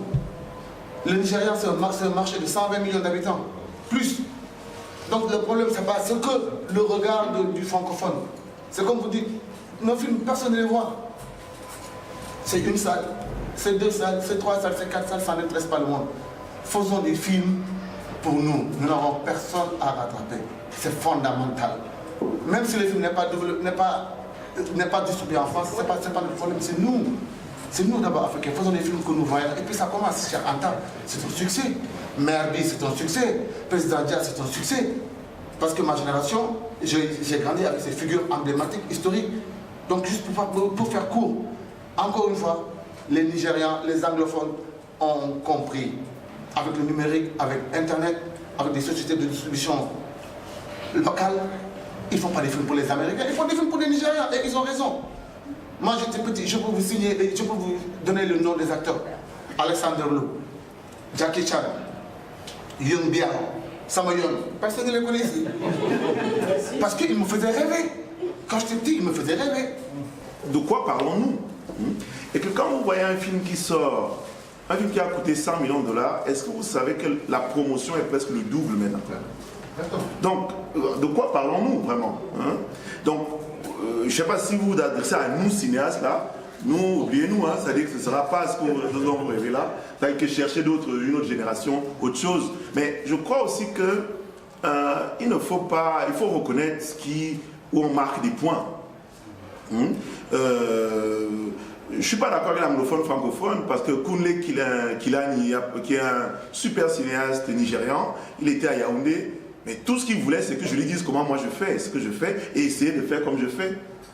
Vous l'admirez peut-être parce qu'il est anglophone, mais lui nous admire parce qu'on est francophone.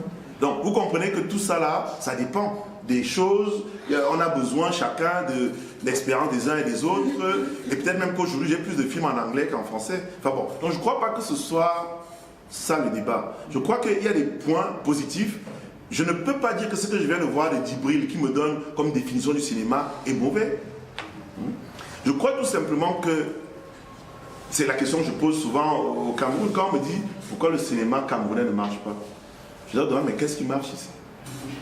Allons-y, pourquoi il n'y a que nous qui allons être au-dessus de tout? Regardez tous les autres secteurs qui ne marchent pas ou qui ont des problèmes. Donc, à un moment donné, on commence à oublier que c'est toute notre société qui doit gérer un certain nombre de choses. Et qu'il y a des choses sur lesquelles on gagne, des choses où on gagne moins, etc. Donc moi, je ne crois pas que c'est comme ça qu'il faudrait aborder. Et il faudrait commencer à être concret aussi. Parce que ce n'est pas parce qu'on s'accuse mutuellement que finalement on a fait quelque chose ou on dit quelque chose. Je crois que presque techniquement, il faut poser les choses et dire bon, là, ça ne marche pas, ça on rajoute ça, etc. Et on se dit ça va prendre 10 ans, ça va prendre 20 ans. Mais en même temps, le divertissement dont vous faites la promotion, est-ce que les gens ne s'amusent pas à Dakar?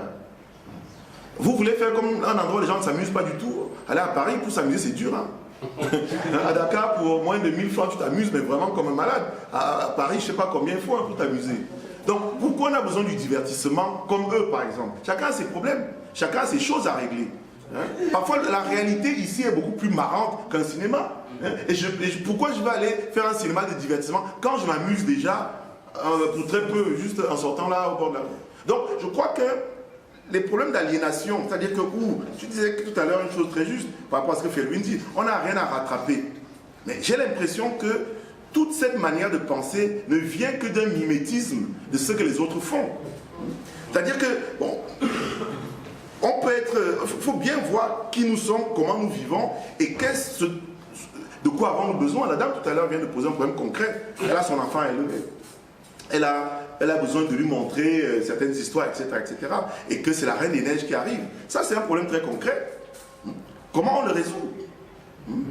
Donc, je crois que n'essayons pas d'être les États-Unis d'Amérique, quoi. Enfin, je veux dire, parce qu'au final, parce que si le cinéma monte, j'espère que tout va monter, hein, nous aurons nos voitures, les Ford, nous aurons tout, parce que le cinéma ne monte pas seul. Quand il monte, c'est que tout le reste est monté, quoi. Donc, je crois que essayons de voir quels sont nos problèmes, essayons de trouver les bonnes solutions, mais ne pas être juste dans une espèce de frustration, de complexe d'infériorité. Parce que, effectivement, toujours dans cette idée, nous ne manquons de rien. Peut-être que nous avons assez pour nous amuser et que le cinéma, est-ce qu'il doit encore venir nous amuser alors que nous nous amusons déjà peut-être un peu trop? Enfin, je ne sais pas.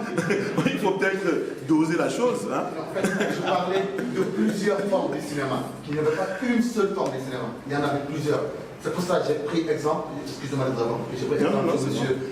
Maï, j'ai pris exemple sur Merdi, j'ai pris exemple sur tous ces films que j'ai vus, j'ai pris exemple sur tout à l'heure sur Raoul Peck de Lumumba. Je dis qu'il n'y a pas un cinéma, il y a des cinémas. C'est par rapport à ça que je crois. C'est pour ça que j'ai pris exemple sur le cinéma asiatique. Pourquoi est-ce que le cinéma asiatique ne s'est pas posé les mêmes questions que nous-mêmes? Pourtant, l'Asie a été colonisée. Mais pourquoi ils n'ont pas le même rapport au cinéma que nous, les Africains, nous avons? C'est la question que je me pose. Pourquoi le Japon, avec Takeshi Kitano, n'a pas le même rapport au cinéma que nous, encore les Africains? C'est-à-dire nous essentialisons. Nous sommes tout le temps en train de décentraliser. Quand le Brésil, le cinéma brésilien est dans le gouffre, et que le film avec Zé Pequeno sort, c'est le monde entier qui est ébloui.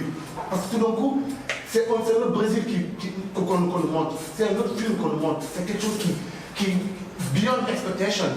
Donc on ne doit pas avoir peur aussi. J'ai l'impression que, encore une fois, à chaque fois qu'on parle, nous les francophones, encore une fois, je ne suis pas en train de faire une dualité entre les francophones et les anglophones, mais c'est là sur la table. Bon, par exemple, moi, ce que vous dites, par exemple, je crois que quand Yélène est sorti, ça a ébloui le monde entier. Je crois que Spielberg l'a dit. Spielberg a fait un commentaire très élogieux sur Yélène de Souleymane Cissé. Donc je crois que ce n'est pas... Bon, je veux dire, il y a eu ça partout aussi. Peut-être qu'on...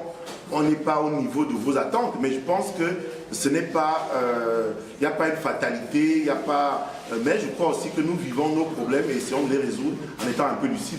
Non, je suis d'accord.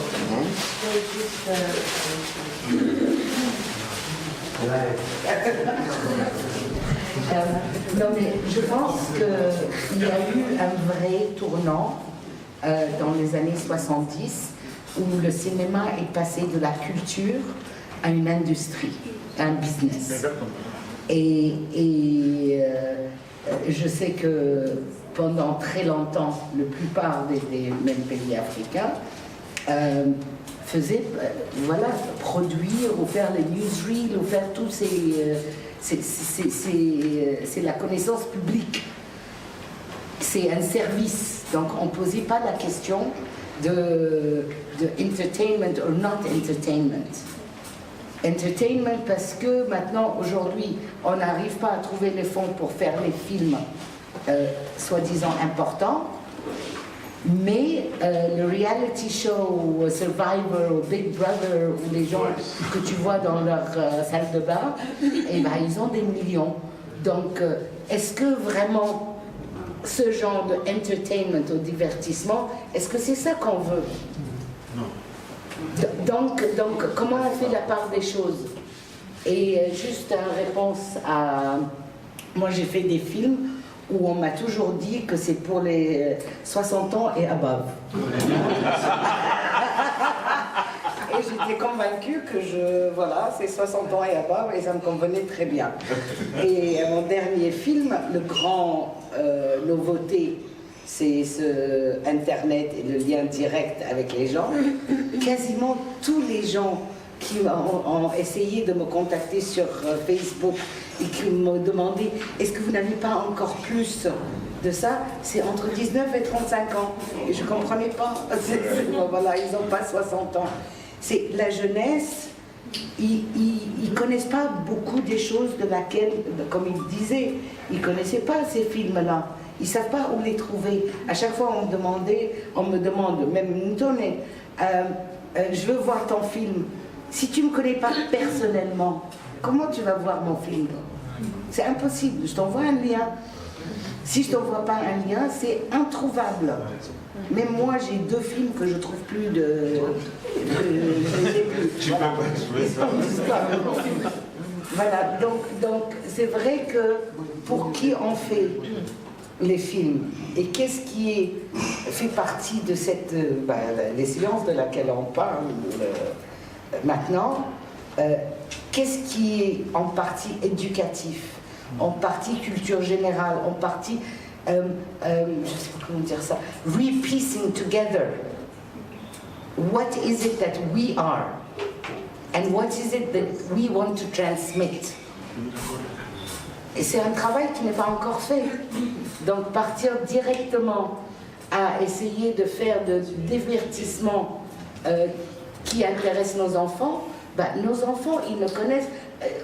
Juste à la dame là-bas, moi j'ai 2 filles à qui j'ai interdit télé et surtout pas des Barbies. Ils sont partis chez des amis pendant un week-end, ils sont revenus avec 6 Barbies. Et comment arracher les Barbies de leurs mains? C'est impossible. Donc l'invasion de Barbie, ça vient malgré nous.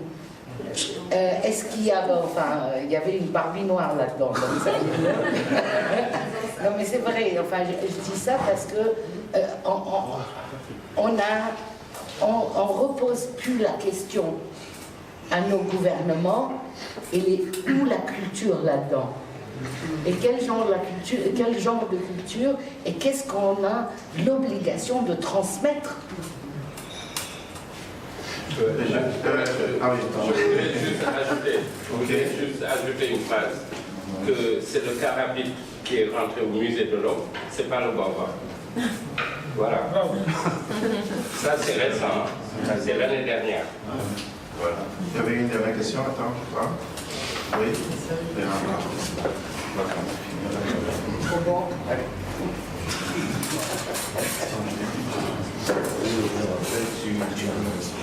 Bonsoir, merci pour la présentation vraiment intéressante. moi je suis brésilien et en fait je voulais faire quelques commentaires sur comment, ma perception en fait, du cinéma africain que je connais encore peu, mais, et en faire peut-être une vision critique un peu de la production brésilienne, et notamment les telenovelas qui sont le principal produit d'exportation, qu'on peut aimer ou pas aimer, enfin, sans faire de jugement a priori sur. Mais, enfin, disons, ma vision critique, c'est qu'il y a quand même une reproduction d'une société extrêmement inégalitaire et qui est, disons, dont l'élite aime bien se regarder disons, dans le miroir et d'une manière très caricaturale, en fait. Enfin, moi, personnellement, je ne suis pas très fan des novellas brésiliennes, mis à part peut-être une autre exception qui a une vision un peu plus critique, quoi. Donc, en fait, je donne cet exemple parce que je pense que c'est pas seulement une question d'avoir une industrie nationale, mais à l'intérieur d'un contexte national, il y a toute une économie politique, en fait, de la production de visuels, en fait. Et je pense que ce qui est intéressant, c'est que, par ailleurs, au Brésil, il y a eu toute une réduction énorme des salles de cinéma qui s'est passée depuis les années 70, parce qu'il y avait un appui du gouvernement, et puis après, avec, disons, l'époque néolibérale à partir des années 80, ça s'est perdu. Donc il y avait énormément de salles de taille moyenne dans des villes plus petites qui ont disparu et ont été remplacées par des multiplex dans des shopping dans des grandes salles. Mais justement, comme il y avait les gens, le public est quand même avide de regarder des choses différentes et pas seulement ce que nous donne Hollywood. Il y a tout un circuit de cinéma, disons, un peu plus alternatif qui surgit dans les périphéries urbaines, par exemple, et je dirais grâce à certains facteurs de production qui sont beaucoup moins chers, quoi. Enfin, la numérisation des caméras, la possibilité de distribuer, comme dans Hollywood, mais aussi pour la distribution. Je faisais partie d'un ciné-club à Brasilia, et il y a tout un réseau en fait de plusieurs milliers de salles, de petits ciné-clubs. Donc après, ça peut poser la question du piratage, la question des droits d'auteur, parce qu'évidemment, il y a même une loi qui dit que les ciné-clubs, en tout cas au Brésil, ont le droit de passer des films parce que c'est vu d'intérêt public, etc., sans une rémunération nécessairement.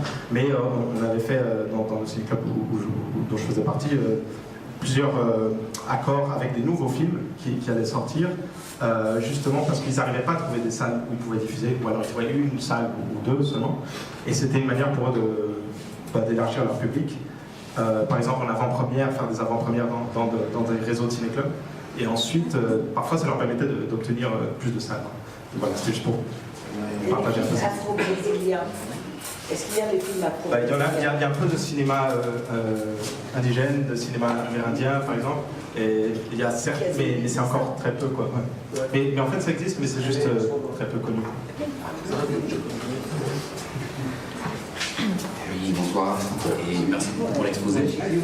Moi, j'aimerais intervenir sur deux points. C'est-à-dire, le premier, quand on prend, vous nous dites la définition du cinéma, que le cinéma doit montrer, doit donner à voir. D'accord ? Les sociétés africaines sont des sociétés très orales. Donc ma question c'est comment filmer la parole en mouvement? Qu'est-ce qui fait que votre film, que je n'ai pas vu par exemple, sur Motivé, c'est 4 heures où il parle, qu'est-ce qui en fait un film? Pourquoi ça n'a pas été une émission radio? Qu'est-ce qui fait que ce film, c'est du cinéma? Ça c'est la question. Et l'autre question c'est par rapport au genre. Il y a le documentaire, et au Sénégal on voit qu'il y a deux styles qui se développent, le documentaire et les séries. Quand ils disent le cinéma ne marche pas tout ça, moi je regarde d'une manière, je regarde toutes ces séries-là, c'est du cinéma ou c'est pas du cinéma? Les Sénégalais se voient dedans, les Sénégalais se divertissent avec ça, mais pourtant beaucoup de gens pensent que ce n'est pas du cinéma. Est-ce que justement il n'y a pas cette dimension un peu élitiste des cinéastes qui pensent que ce qu'ils font c'est vraiment ridicule, alors que le peuple lui-même se voit dans d'une manière, se voit dans toutes ces séries-là et arrive à se reconnaître, s'identifier et apprécier. Là où, par exemple, des films de cinéastes sénégalais, beaucoup de Sénégalais, en tout cas tous les films qui font du documentaire, sont vus dans les festivals en Europe. Ils ne sont pas vraiment vus ici. Donc peut-être qu'il y a aussi ce problème de est-ce que le cinéma reflète réellement les attentes ou les questionnements de la masse. Pas forcément de l'élite seulement, mais de la masse. Et pour terminer, ma dernière question, ce sera par rapport à vraiment le documentaire. On dit que c'est le cinéma du réel, c'est comme ça qu'on l'appelle. J'en reviens à ma première question. Dans ce documentaire-là, est-ce que le travail, ce n'est pas de reconstruire le regard que nous avons d'abord sur nous-mêmes? Est-ce que le cinéma ne peut pas être un outil de changement dans ce sens-là, où il nous permet de reconstruire le regard sur nous-mêmes? Merci beaucoup. Ok.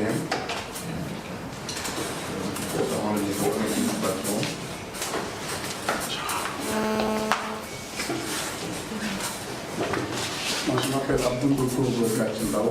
J'ai une question très simple. Est-ce que finalement le cinéma, c'est pas pour les bourgeois vraiment? Parce que moi, je suis en milieu rural, on parle de pénétration, on parle de cinéma, on parle de la capacité ou de l'efficacité de pénétration du cinéma, mais nous n'avons pas d'électricité. Ce rapport à nous-mêmes et cette interrogation objective sur l'environnement général, peut-être que mérite une réflexion un peu plus pointue. Autrement, nous allons encore nous victimiser, alors que peut-être les bases essentielles qui permettent des taux de pénétration efficaces ne sont pas réunis. Et j'en parle de par mon vécu, parce que de par mon vécu, j'ai parfois envie, en milieu rural, de regarder un beau film en pleine Casamance. Je n'ai pas d'électricité, je n'ai pas de solaire. Alors, est-ce que dans la réflexion, on va aller dans une petite épistémologie, ces questions sont aussi tenues en compte pour éviter d'être dans une sorte d'élitisme très, très urbain qui est parfois très gênant dans les débats auxquels parfois j'ai l'occasion d'assister. Alors, moi, je suis anthropologue, je ne suis pas cinéaste, mais c'est une question pratique que je voulais poser. Merci. C'est vrai qu'il y a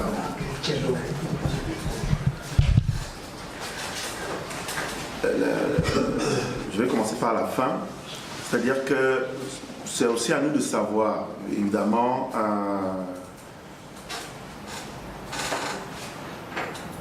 il y a beaucoup de gens qui disent donc on ne peut pas financer le cinéma parce qu'on a des problèmes alimentaires. Il faut manger. Moi, la question que je pose toujours, qu'est-ce que tu fais entre deux repas? Parce que quand tu as mangé, il faut quand même avoir le temps de digérer avant de remanger. Et pendant ce temps, ton cerveau est là, l'être est là. Qu'est-ce qu'on fait de lui en attendant le deuxième repas? Donc, à partir du moment où on réduit, à mon avis, l'homme aux nécessités, finalement, est-ce qu'on veut être des hommes vraiment? Et je crois que nos sociétés n'avaient pas, à mon avis, ce regard-là. C'est-à-dire que moi, je me rappelle des vieux qui te parlent, toi, enfant, comme si tu étais un grand. Et ils te parlent comme si tu comprenais exactement tout ce qu'ils disent. C'est-à-dire qu'ils ne te traitaient pas comme un enfant. Donc, ils te parlaient avec la même complexité, disons, qu'ils parleraient à un adulte. Et que parfois, cette image me revient, c'est-à-dire qu'une vieille qui parle à un enfant, qui a 2-3 ans, qui parle à peine, mais comme c'était une grande personne, et on arrive, on voit que c'est une vieille qui est en train de parler à l'enfant. Donc, je crois que l'identité de la misère, par exemple, qui devient, on commence à être des miséreux. Je me rappelle, au Cameroun, il y avait un plan, un programme, je crois, de la Banque mondiale qui disait que le Cameroun doit être un pays pauvre, très endetté. Donc on doit atteindre ce qu'ils appellent le point d'achèvement pour qu'on entre dans le cercle des pays pauvres, très endettés. Les PPTE, ils appelaient ça. Donc, et quand on a atteint le point d'achèvement, il y a eu comme une fête. Que, nous sommes enfin devenus pays pauvres, très endettés. Donc, cette identité de la misère qu'on nous donne, qui vient, qui s'épanouit, qui vient, on l'a intégrée finalement. Et moi, l'expérience que j'ai, il n'y a pas de hiérarchie, à mon avis, dans ces choses-là. C'est-à-dire que nous avons un médium, un support qui permet d'influencer un maximum de personnes dans une direction ou dans une autre, peu importe. S'il n'y a pas d'électricité et qu'il faut voir Cheikh Anta Diop, je ne sais pas, mais peut-être qu'il faudrait qu'on trouve un moyen de montrer Cheikh Anta Diop d'une manière ou d'une autre, mais est-ce qu'il faut qu'on ne fasse pas Cheikh Anta Diop parce qu'il n'y a pas d'électricité en Casamance? C'est ça la vraie question. Et le Sénat, lui, fait sa part. Mais nous ne sommes pas seuls dans l'affaire. Vous-même, vous pouvez résoudre ce problème, par exemple. Donc, ce que je pense, c'est parce que, et même dans la discussion de tout à l'heure, c'est comme si le cinéaste était le seul. Déjà, je crois qu'on fait 7 ou 8 métiers, quand on concentre déjà. Et qu'à la fin, c'est encore au cinéaste qu'on demande de montrer les films. Je crois que faire pendant toute une vie, il y a des films de 5 ans, de 7 ans, vous faites un enfant, il marche, il va à l'école primaire, vous faites toujours le même film. Il y a des cas comme ça. Donc, je veux dire, à un moment donné, attendre encore du cinéaste, juste de porter le film et l'amener quelque part, je trouve que c'est un peu excessif, à mon avis. Mais je pense qu'il ne faut pas, justement, rendre le cinéma élitiste. C'est-à-dire que le cinéma, c'est accessible à tout le monde, une histoire, on la regarde, et puis c'est tout. Maintenant, dire que ceux qui sont au village n'ont pas droit ou ont d'autres priorités, moi je trouve que c'est un peu injuste quelque part. Maintenant, Fela, je crois, bon, s'il a fait 20 chansons, merci Jeanne pour le coffret, je sais que c'est pour Tonnet, c'est pas pour moi, elle a ramené un coffret de Fela, de tous les Fela. Bon. Je trouve que Fela est vraiment le cas exemplaire, le modèle artistique pour moi, pour nous tous. Voilà quelqu'un, moi je me rappelle, et je racontais ça je crois à quelqu'un, disant que quand je reçois le premier disque de Fela, j'ai 10 ans, et c'est moi qui étais le DJ de la famille. Donc après avoir vu tous les disques, je reçois le disque de Fela, et les autres écrivaient face A, face B, et lui il mettait this face, et là-bas il met that face. D'abord tu dis, mais c'est quoi ce truc? Pourquoi il ne fait pas comme tout le monde, qui met face A ou face B, lui met this face, là-bas il met that face. Et puis tu mets le disque,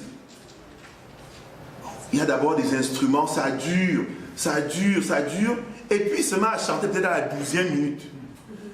Et il chante dans une langue africaine où il est tellement sûr de lui, et tous les mots, bon, donc avec une telle assurance, cette langue, tu dis, mais c'est qui ce type? Donc je ne sais pas qui c'est, j'ai jamais entendu ça avant. C'était l'album de Lady et Shakara. Donc évidemment ça te marque. Tu ne sais pas qui c'est, mais on commence à mettre ça parce qu'on commence à chanter Shakara, Padé, tout ça. Parce que c'est quelque chose, on ne sait pas. Moi, je n'ai aucun background d'autre chose. Je ne connais même pas le Nigeria en tant que tel. Donc l'objet lui-même, il le fait différemment. Puis maintenant, le contenu. Parce qu'on parlait de Hollywood, des films d'action, des Chinois. Mais il y a quoi dedans? Parce qu'on ne se rend pas compte de ce que, en regardant les films américains, nous sommes devenus. Parce que ça, on oublie ça. On ne sait pas ce que nous sommes devenus en regardant les films de Kung Fu. Si peut-être nous sommes ce que nous sommes aujourd'hui, c'est peut-être parce qu'on a regardé ces films aussi. C'est-à-dire que ce que nous n'aimons pas dans cette société. Donc, le film n'est pas neutre. Et les films chinois, et je me rappelle dans cette discussion en Chine, c'était un programme national de l'État chinois de nous envoyer ces films de Kung Fu en Afrique. Ça m'amuse parce que très souvent au Cameroun, parce qu'il y a des Chinois qui font des ponts et des choses comme ça, dans les villages, tout le monde a peur des Chinois parce qu'ils sont forts. Et vous avez vu un Chinois faire la boxe, vous avez vu un Chinois jouer au football, c'est parce qu'ils ne sont pas forts. Je ne comprends pas comment vous pensez que les Chinois sont plus forts que vous. C'est parce que vous avez vu les films. Mais les Chinois sont d'abord faibles physiquement. Donc, dans les villages, on ne touche pas aux Chinois parce qu'on croit qu'ils sont forts. Et c'est les films, tout ça. Donc, ce que je veux dire, c'est que le cinéma vient toujours avec quelque chose. C'est pas... Et donc, pour finir avec Fela, on avait compté 20 chansons, on avait au moins 17 où Fela était le premier à dire certaines choses sur ce continent. Il était le premier à dire que les régimes sont corrompus. Personne ne disait ça avant lui. On l'a arrêté, on l'a mis en prison parce qu'il disait ça. Maintenant, tout le monde dit ça, les Nations Unies, tout le monde raconte ça. Mais Fela était le premier à le dire et il allait en prison. Mais on dansait Fela. C'est-à-dire que c'était divertissant.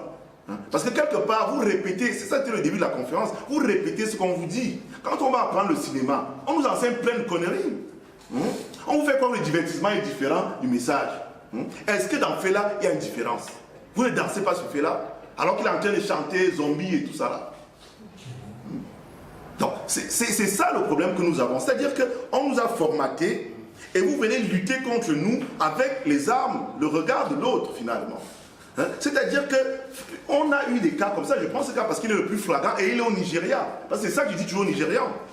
Quand vous me parlez de Nollywood, de francophone, machin, Fela, c'est le cas où on dansait Fela. On a même fait une comédie musicale il y a quelques années à Broadway de Fela. Donc c'est divertissant, mais il y avait des messages. Donc c'est pas incompatible. Pour qui a divisé toutes ces choses-là? Qui a fait croire que le commerce, ça veut dire qu'on ne dit rien? Moi je me rappelle, aujourd'hui, moi je suis presque sûr qu'un film politique au Cameroun rapporterait plus d'argent qu'un film divertissant parce que c'est l'obsession de tout le monde. Dans chaque bar, on ne parle que de ça. Donc je crois que regardons nos problèmes de manière lucide, pas avec une programmation de ce qu'on nous a dit qu'était le cinéma, ou le rêve qu'on nous vend. Moi j'étais à Hollywood, j'ai passé une année à Hollywood. Donc beaucoup de gens ne savent même pas ce qui se passe là-bas. C'est-à-dire qu'on vient vouloir reproduire ce qui se passe à Los Angeles, comment ils font les choses, mais je peux vous dire que tous mes amis que j'ai laissés là-bas trouvent que j'ai eu une meilleure carrière, parce qu'eux ils attendent toujours assis que l'agent les appelle pour leur proposer un film dont ils ne savent absolument rien. Donc qu'est-ce que nous imitons, de quoi nous rêvons en fait? Et ça c'est l'aliénation. Il faut dire les choses. C'est l'aliénation et le cinéma est l'objet par excellence d'aliénation. Parce que l'image trompe. L'image c'est un truc faux. Quand on dit fiction, c'est un truc faux. Donc on commence à rêver de choses, de mensonges en fait. Ben, nous fabriquons le mensonge, on le sait. Donc on ne peut pas me tromper avec le mensonge puisque moi-même je suis un des architectes du mensonge. Mais quand j'entends donc, j'entends ça de ce côté, comment on vient me répéter ces choses-là, je dis vraiment, ça veut dire qu'on n'a même pas encore défini, on n'a pas compris la première définition du cinéma en fait. Donc je vais arrêter là parce que je crois que...